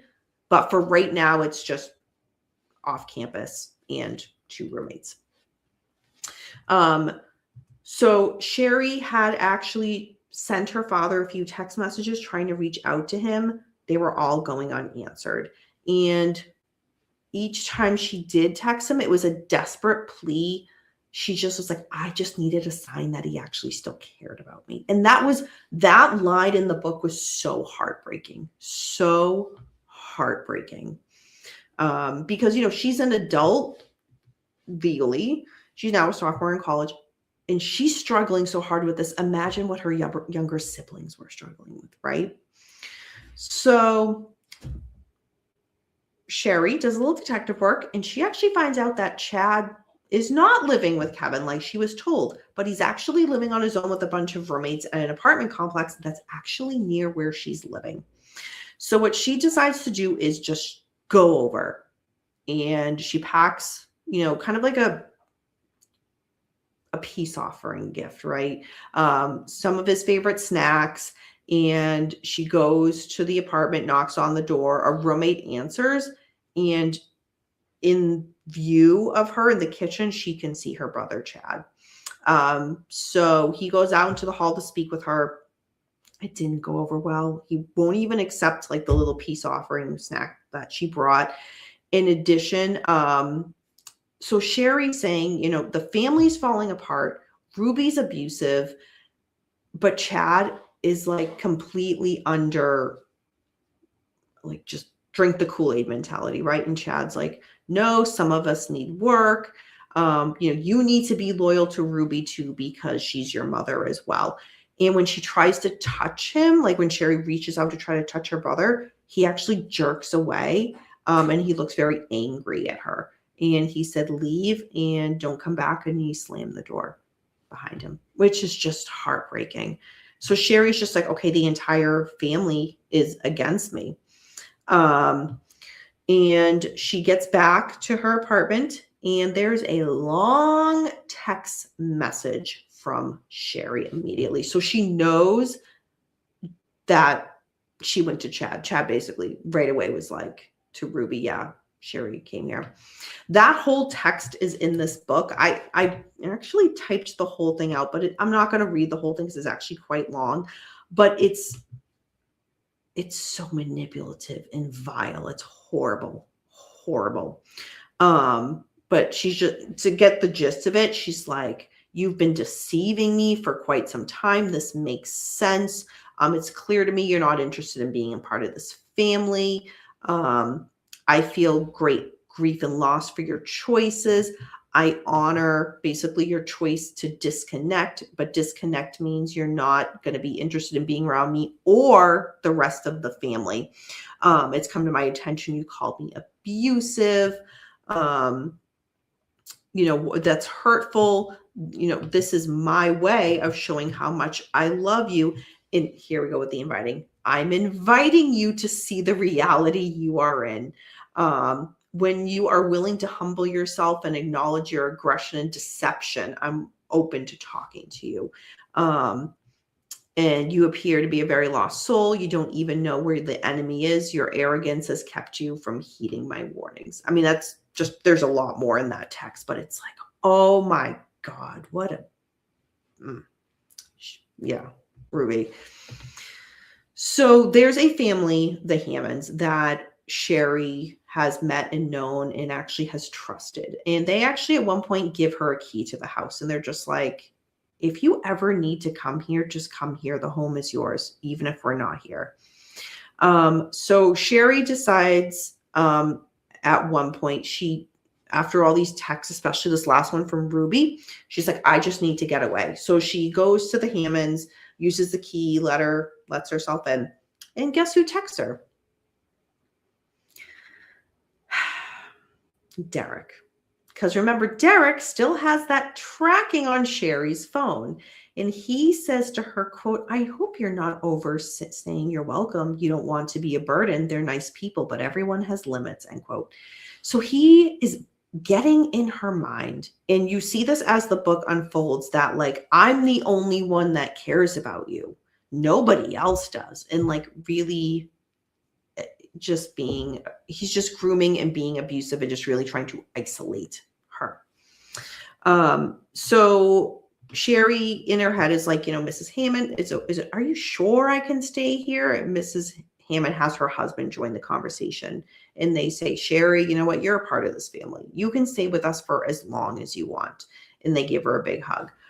Derek, however, he keeps texting, and he's really trying to put doubt in Shari's mind, saying things like, I think they're just being polite, so on and so forth.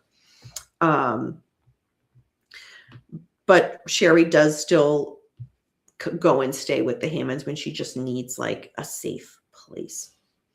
So at one point during therapy, Shari has this like profound kind of like, oh my God moment.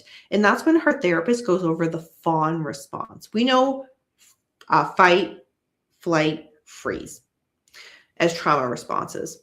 There's also a fourth one, a fourth F. It's called fawn. And that is when a person tries to please or appease their abuser to avoid conflict or further harm. It looks like they're agreeing with others, even when on the inside they disagree. They will do whatever it takes to keep the abuser happy.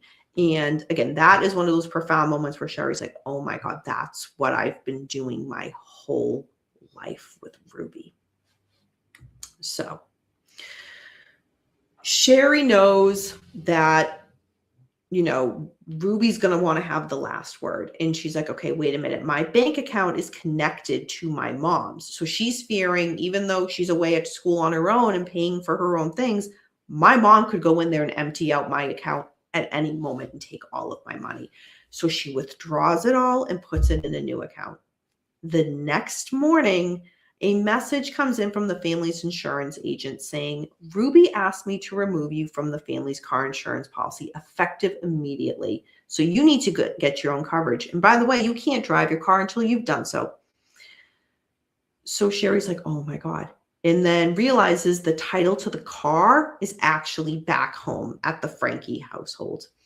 So Shari's a mess, an absolute mess. So what Shari does is realize, I'm going to text Ruby seeing if I can go get that title back at the house. But she adds the congregation president, Jim Nelson, into the text because she's thinking, okay, my mom, Ruby, will be less likely to ignore me if I add someone powerful. Ruby responds like, this is another example of you lying and manipulating. You could have just asked me for it. I would have given it to you. And Ruby says, but I'm not going to give it to you. I'm going to give it to somebody else. I'm going to give it to Pam, who's going to be the middle person for you to get it. And that will come. We'll get to that in a second.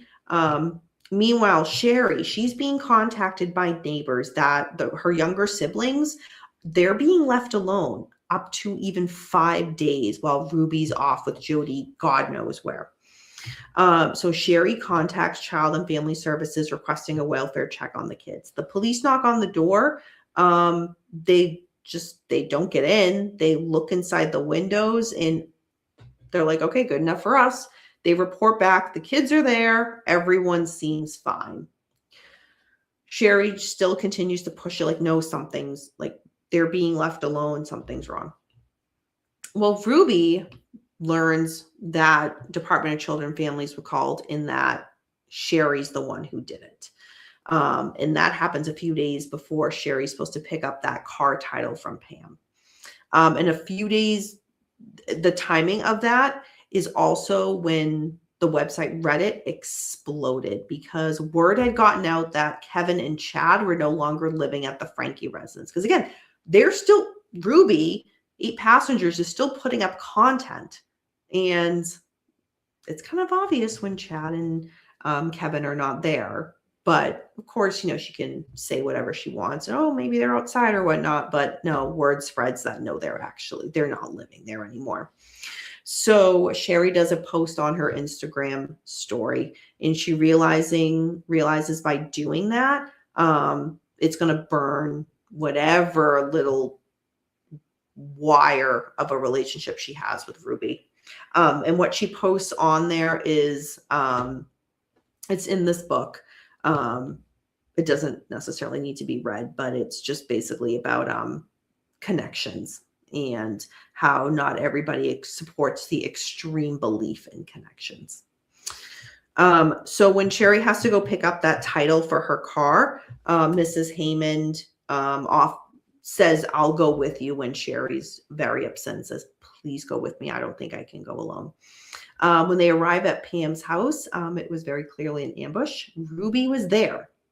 And when Shari says, just give me the papers to the car, Ruby says, no, not until they talk. Shari's saying, I'm not going inside this house. Let's just do it on the porch. And Ruby is very shocked that Shari's kind of standing up for herself, as she is. And Ruby starts going like, Shari, I know you always hate me.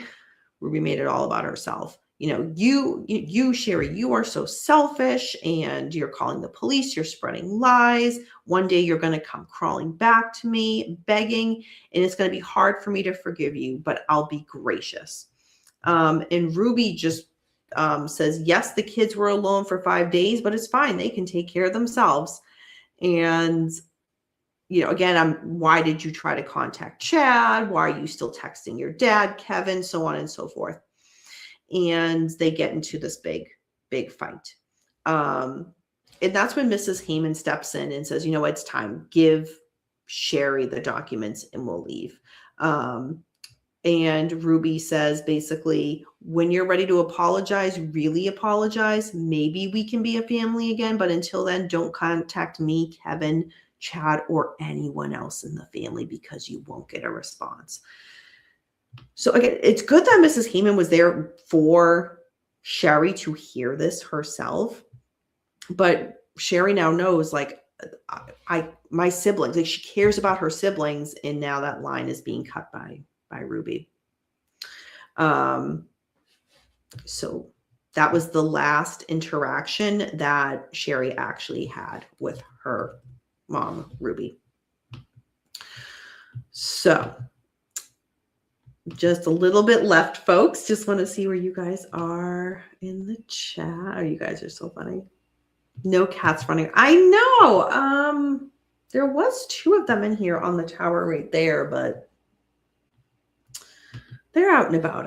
I assure you. I'm actually surprised none of them are behind. All right.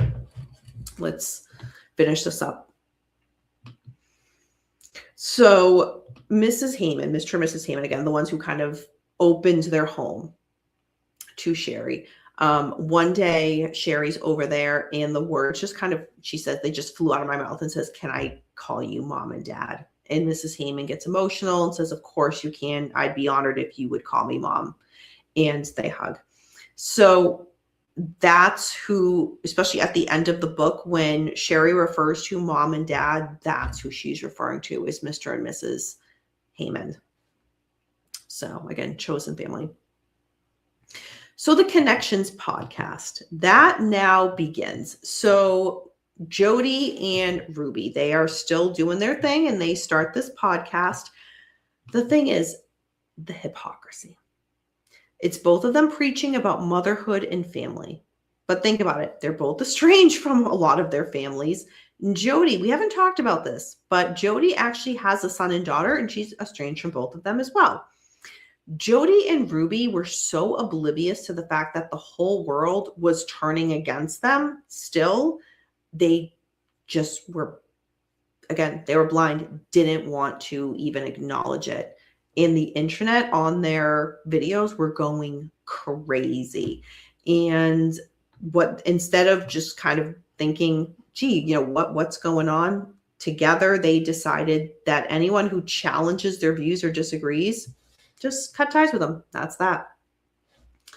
So Shari, again, she's cut off now from her siblings, from everybody because of Ruby. And although she's away at school, she's so nervous for her younger siblings because, she's been through this, Chad's been through this, and it's just getting worse, right? So a neighbor calls Shari at school and says, I just want to let you know Ruby pulled all the kids out of school. Another neighbor calls Shari, says Ruby got rid of the family dog. And the neighbor says, I think it's so that the kids can't go outside and walk them anymore. It seems like Ruby doesn't want those kids to see anyone. So Shari continues to call Department of Children and Family Services, updating them on everything, saying, I need to talk to them. And, DCF agents, lawyers, they do get back to her and they speak to her.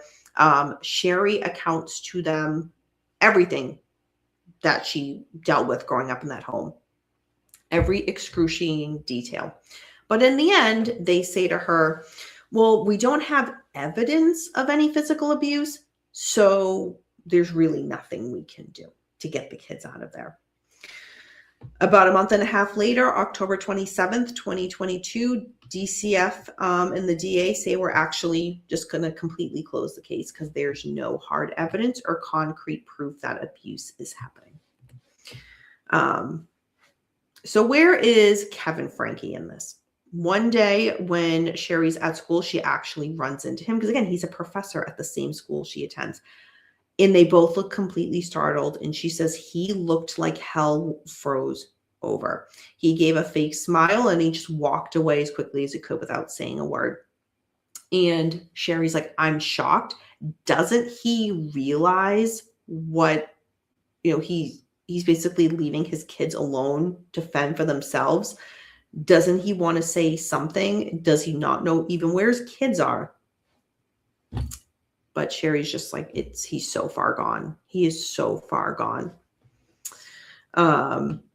So December 5th, 2022, a neighbor calls Shari to say Ruby's packing up the house and is going to be moving, and she's putting all the belongings and furniture up for sale online.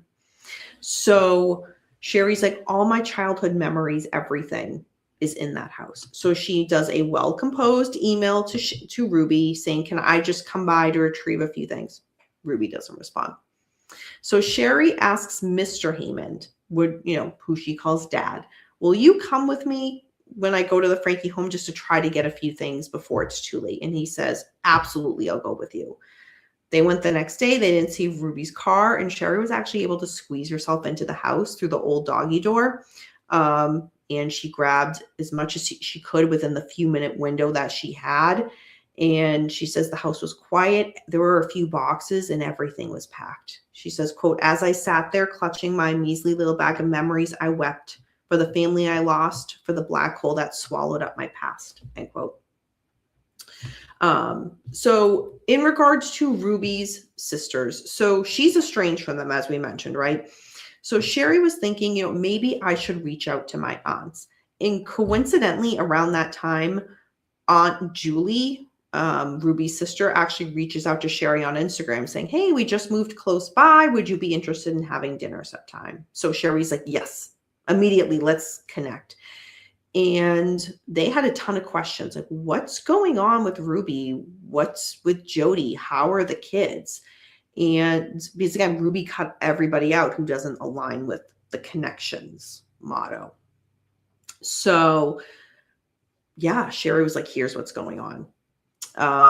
And as the weeks went on, Aunt Julie and Shari actually grow closer to each other, which is actually really amazing that they were able to kind of do that. Derek, meanwhile, her boss, is still texting her and still just doing his grooming. And he says to her one night, I know everyone in your life has let you down. You've been disappointed by a lot of people, hurt, but I'm here for you. I am one of the few that actually care, end quote. Like, this relationship is just causing Shari a lot of mental harm. So for this, she doesn't respond. And she's like, I wish I could call my Kevin, my dad, to say, what do I do? But she realizes she can't. she's just like, okay, this needs to end. Like, I can't be in this with Derek. So she actually grabs her phone and starts to compose a message to her bishop saying, I need to meet with you. I've done something bad and I need to confess. Because in her mind, again, he groomed her to do the stuff he did. She's still thinking like, it's my fault type of, she's victim blaming herself, which could be the furthest from the truth. And she's like, I could get kicked out of the church for this. And her faith is everything. She's upset and she messages her aunt Julie saying, I need to talk to you. And Shari went over, but she leaves her cell phone at her apartment because she doesn't want Derek to see where she's going. And she gets to her aunt and she finally just lets the floodgate open and she tells them everything about Derek. But bits and pieces in regards to like a lot of like the physical stuff, but they get it. And they hug her saying we support you no matter what type of thing. When she returns back to her apartment, there's a ton of messages from Derek. And she finally responds and she's like, well, I've been at my aunt's all day. And he's just like, but your phone doesn't say that. It says you were home. It's just, it's crazy. So on Shari's birthday, she goes to her aunt Julie's. And guess who drives by and shows up within 30 minutes? Derek. They all see, and like they're all there. It's a big open window. Shari sees it, points it out to Julie, and is like, that's Derek's car. They all see it from the living room and they're all shocked. And Shari's upset and she's apologizing. And Julie's like, no, this is not your fault. This is his. Julie says, I'm going to go outside and talk to him. But Shari says no, she'll just end it herself. When Shari gets back to the apartment after spending some time at her aunt's and that whole Derek driving by thing. So, how I mentioned her roommates were, they're just your regular college roommates. She doesn't have like a friendship with them per se, but it's just cordial. She's just so beyond emotional and overwhelmed. She cries that night. And her roommates ask what's going on. And she just says everything. And they hug her and they show her only compassion. And they're in the LDS community as well. So again, these are all punishable things, but they understand the situation she's in. So Shari texts Derek and says, I'm done. It's over. I want you to leave me alone forever. He responds to her. Typical. You never did care about me. You're a liar. And again, trying to just bait her back. She responds, which I'm like, again, I'm just like, reading this, like, girl, no, don't do it. And she's like, that's not true. I did care, but what's happening? It's wrong. It's not okay. Don't ever contact me again. And Shari blocks his number. So how do you think he takes that? He emails. And then she blocks. Then he makes another email and emails her and repeat, right? So Shari, how she had reached out to her bishop before going to her aunts and kind of telling them what was going on. So she has a Zoom meeting with her bishop and she tells them everything about what's happening with her and Derek. And the bishop says, I want you to listen to me very carefully. You were being put in a position no young person should have to face.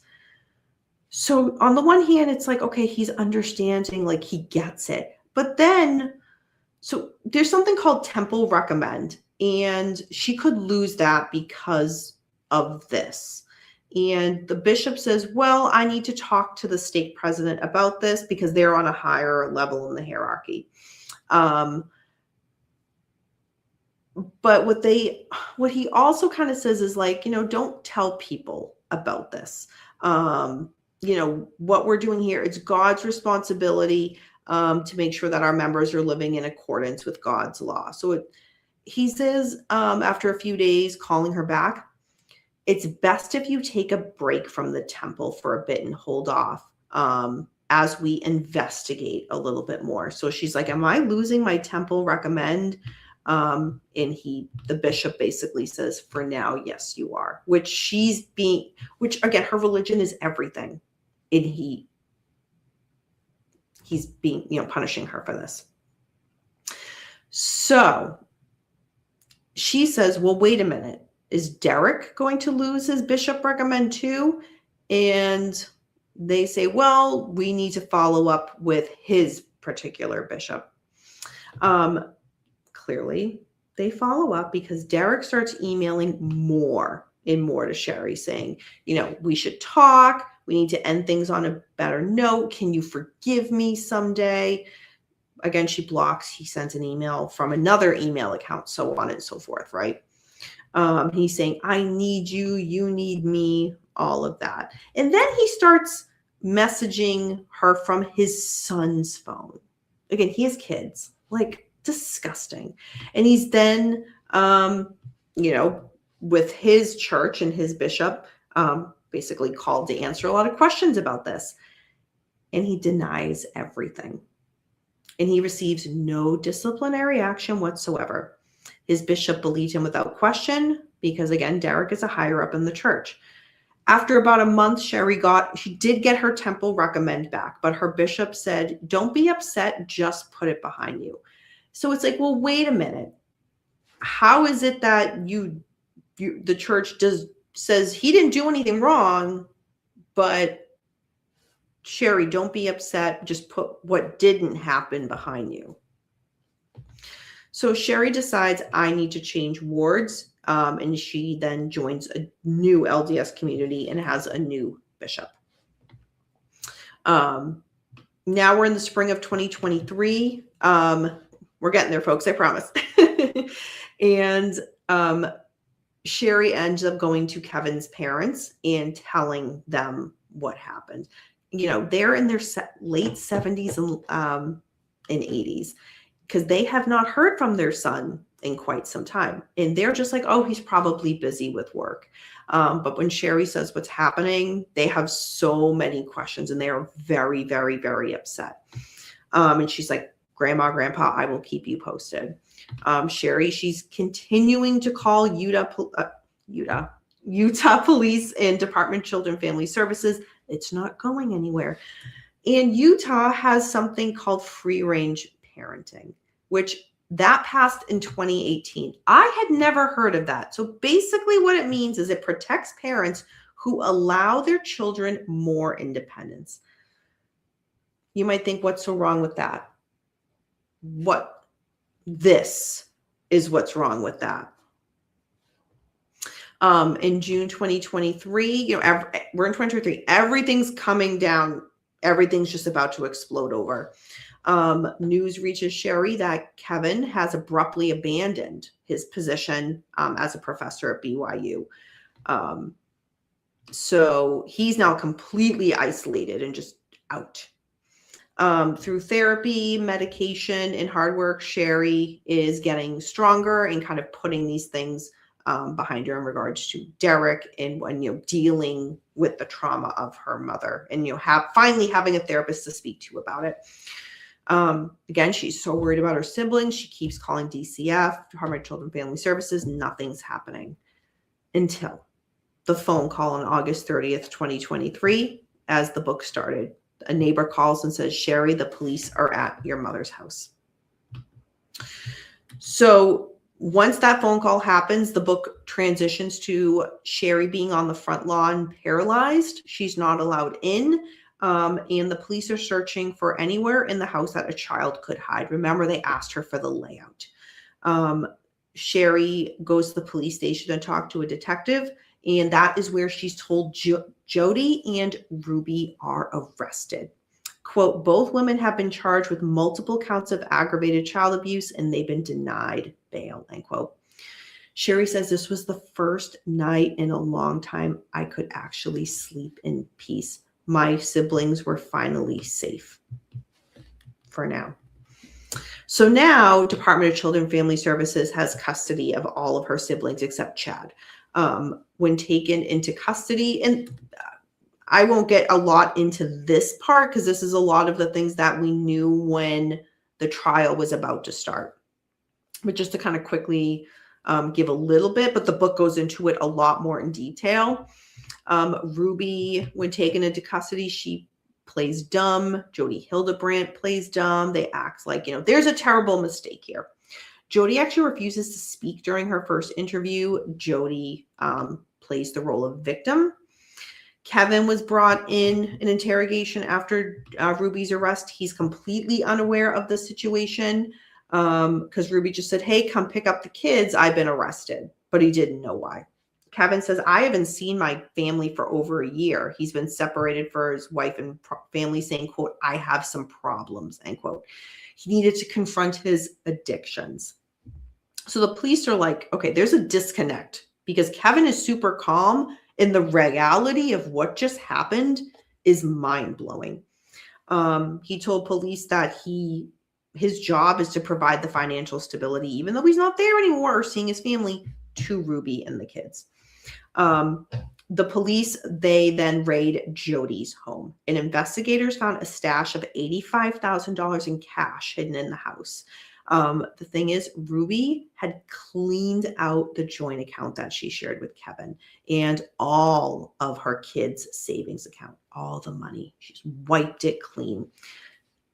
And when I say all the kids, except Shari, because she moved her money into another account in her name, remember? So Ruby would have wiped her account as well. About 5 days before the arrest, Kevin tells police Ruby wanted to meet with him in person, saying, I'm looking for ways to make money and can you sign over the titles to the car? She said he wanted to get, he's basically inviting him to do investments, but he wouldn't do it because she wouldn't give any more information. But Ruby wanted to sell the house, and the problem was his name was on the mortgage too. The thing is, Kevin says to the police, I would have signed anything she gave me, no questions asked. So it's like, wait, what? Kevin was still confused with the police. Like, why am I here? What's going on with the youngest kids? And then the police tell him what happened in the condition the kids were in. And Kevin is completely shocked. He learns all his kids are in the custody of DCF. And he responds with, quote, what's going to happen to my wife? I love my wife, end quote. Ruby calls Kevin from jail saying, I am completely misunderstood and Jody's misunderstood too. And Kevin says to Ruby, I'm committed to you. I'm committed to our family. Ruby, and I remember this being said like leading up to trial, Ruby says to Kevin on the phone, I don't understand why they're in the hospital. They're perfectly fine. The kids that were taken. Shari asks the police, because again, the house is a crime scene. She says, can I go into the house and get some of my personal belongings? And the officer says, yes, that's fine. And he accompanies her. And one of the things that's in the house is Ruby's laptops. And Shari was able to get in and figure out the password. And on there, Shari finds emails, texts, notes, app, etc. All these things that confirm that Ruby and Jody did in fact have a physical relationship. And that also a lot of these messages show that Ruby expressed her frustration about having to cater to Jody's needs for physical affection without getting anything in return. Kevin, he finds out that Shari went back to the family house and he is pissed. He is still at this point, still very much brainwashed by Ruby and Jody. To the fact where Kevin actually goes to police and say, you should charge Shari, my daughter, with burglary. They're not going to do that. So at first, this is something we all remember. Jody still had Ruby's support. Ruby spoke in defense of Jody. The loyalty, however, disappeared when Ruby realized she could improve her own situation by turning on Jody. So by pleading guilty and agreeing to testify against Jodi, Ruby could paint herself as the victim and Jodi's manipulative influence during the abuse of the kids. So Ruby's guilty plea of 4 counts of aggravated child abuse with consecutive sentencing meant that Ruby is going to serve a maximum of 30 years and a minimum of 4. A minimum of 4. That's insane. That is insane. So almost done here. Now Ruby's in jail. Kevin moves back into the family home permanently. He is trying to make things better, trying to repair the relationship with his kids and to prepare for the return of his kids because he has to prove now to law enforcement that he's responsible enough to be their father again. Christmas 2023. It's only Kevin and Shari in the house. And Kevin says to Shari, you know what, I've always kind of wanted to have a dog, and they just each go and get dogs. And that sparked something in Shari. What she says is, quote, I found it even more impossible to understand what Ruby and Jodi meant about the hardships of motherhood, the dangers of putting the needs of a little bundle of joy above your own, end quote. I mean, she's comparing it to, oh my God, I just said dog, cat. They got cats. She's comparing it to her cat, but it's still the same type of like, wait, what type of thing? February 20th, 2024, Ruby's sentencing. So Shari, Chad, and Kevin went to court for Ruby's sentencing. Ruby delivered her statement and made it about herself and made herself the ultimate victim, saying she had been deceived for so long. We remember Ruby giving like a list of thank yous. Like, I remember when this happened in court, thanking every officer, lawyer, and judge who touched this case. And Shari was just like, this is an insult to everybody. And Ruby said, while looking at Kevin, she said, you're the love of my life. Ruby turned her attention while she was in court to Shari and her siblings. She would not say their names. She referred them as her 6 little chicks and to herself as a mama duck who had been dragged into recurrent, trying to lead them to safety.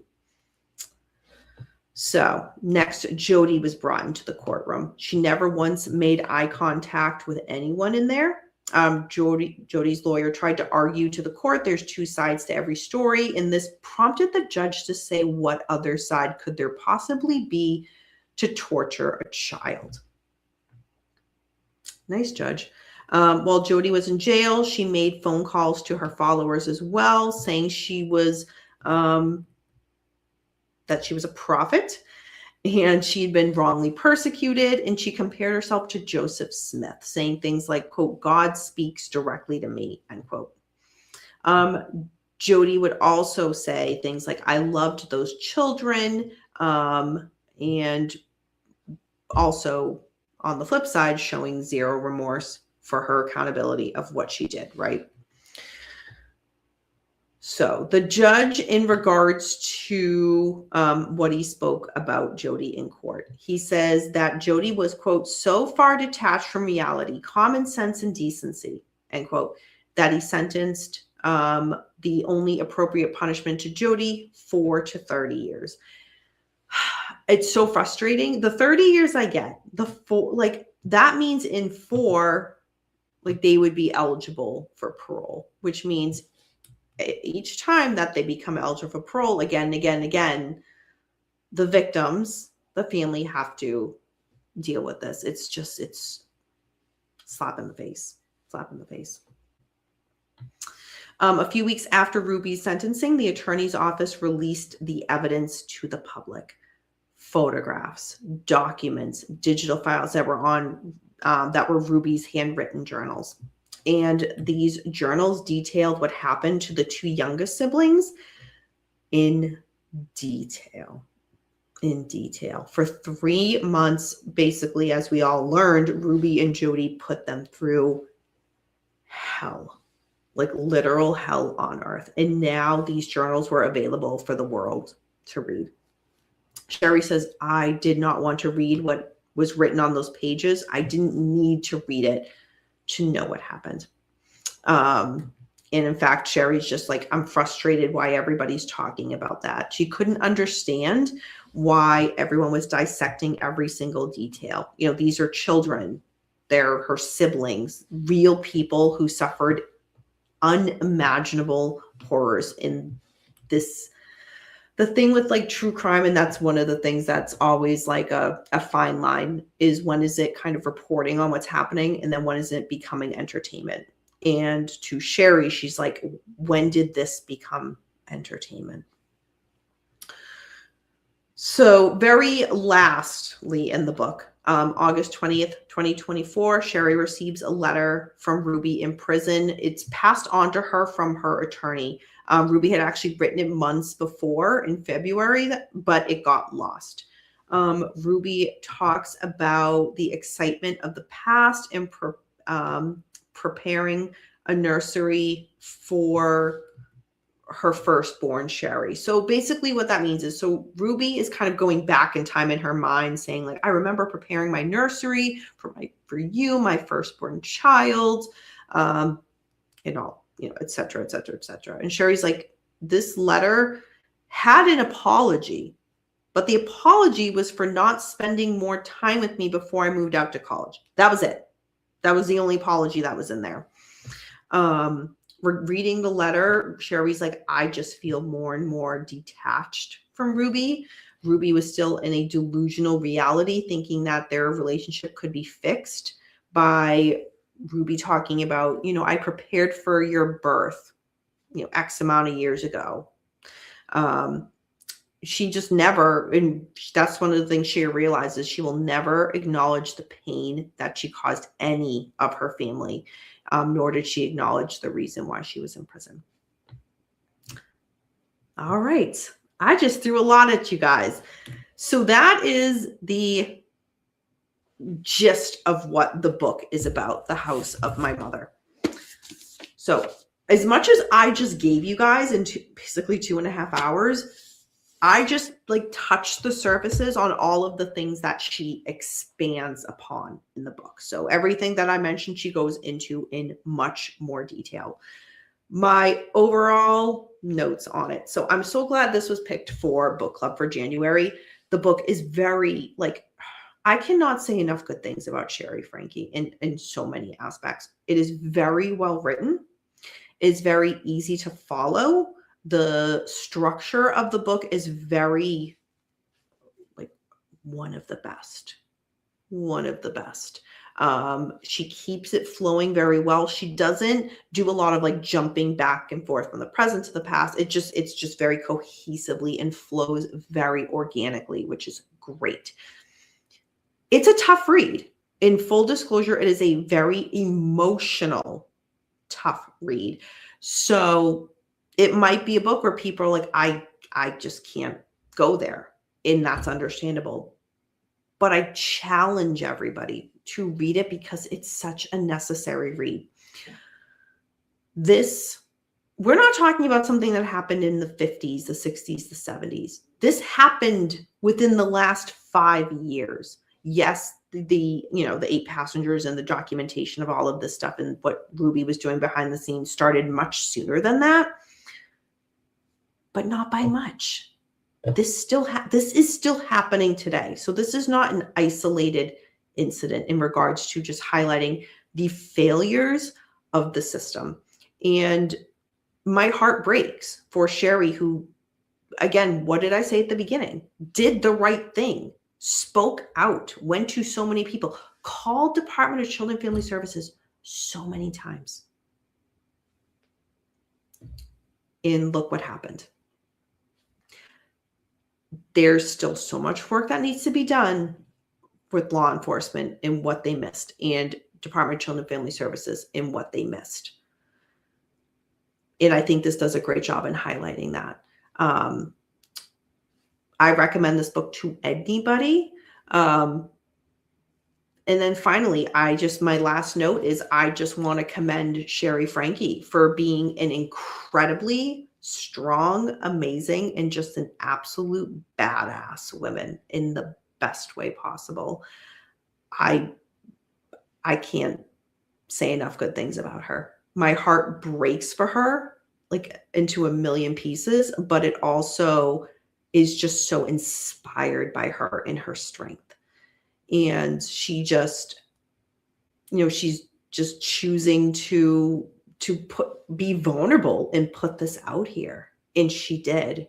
And I can't imagine the courage and the strength that took. And I'm just in awe. I'm just in absolute awe of Shari Franke. So, all right, folks, enough of hearing me talk for tonight about this. Everybody, if you have not read this, please go get it and read it. Shari Franke, The House of My Mother. If you have read it, let me know your thoughts on it. Leave a comment on the video. Is this something you would recommend to somebody else? What were your takeaways from this? Was there something in the book that I didn't cover that really stood out to you that you want to make a point of? Please let me know. Let's engage about this. I would love to talk about it. So, other than that, I will leave everybody to the rest of their evening as we are about to head into the weekend very soon. Great review, Dani. It's great that justice of some sort was served in this case. Thank you, Wolf. I agree with that. The 4 to 30 years, I'm not happy with the 4 part of it. But at least for right now, the Franke family can begin to try to put the pieces back together and heal going forward in a way that they could not do if Ruby was out of jail. So we'll see. My thoughts are with all, like, the entire family, especially the young kids. Yeah. Thank you. I very much appreciate that. All right, everybody. Tony Stewart, you are still here. It seems like many may have not been discovered if not for the YouTube videos. Oh, this may have not been. So yeah, Wolf, I mean, the video footage, like the Ring camera footage of one of the younger siblings showing up at the neighbors, like completely emaciated, with tape kind of bounding them. I mean, that would make the news for sure. But the second it was, oh, this is a content creator, that just kicked it into a whole nother level. But I think it definitely made it stand out a little bit more because, here's this family putting out this image and look what's happening behind closed doors. Even though, like I mentioned, like Jody Hildebrand entering the picture and Ruby was like, they were derailing and not realizing, like, you're delusional at this point. It was a sinking ship, but yeah. Yes, you will, Tony Stewart. I'll be back tomorrow night with Mr. Beckham for the True Crime and Chill. So yeah, I already have most of my notes for that. So tune in for that. And yeah, hang out tomorrow night as well. All right, everybody. I hope you have a great rest of your evening. And I will be back, as Tony says, tomorrow. True Crime and Chill. I will see you then. Remember, until next time, everybody, we don't live in darkness. Darkness lives in us. Bye, everyone.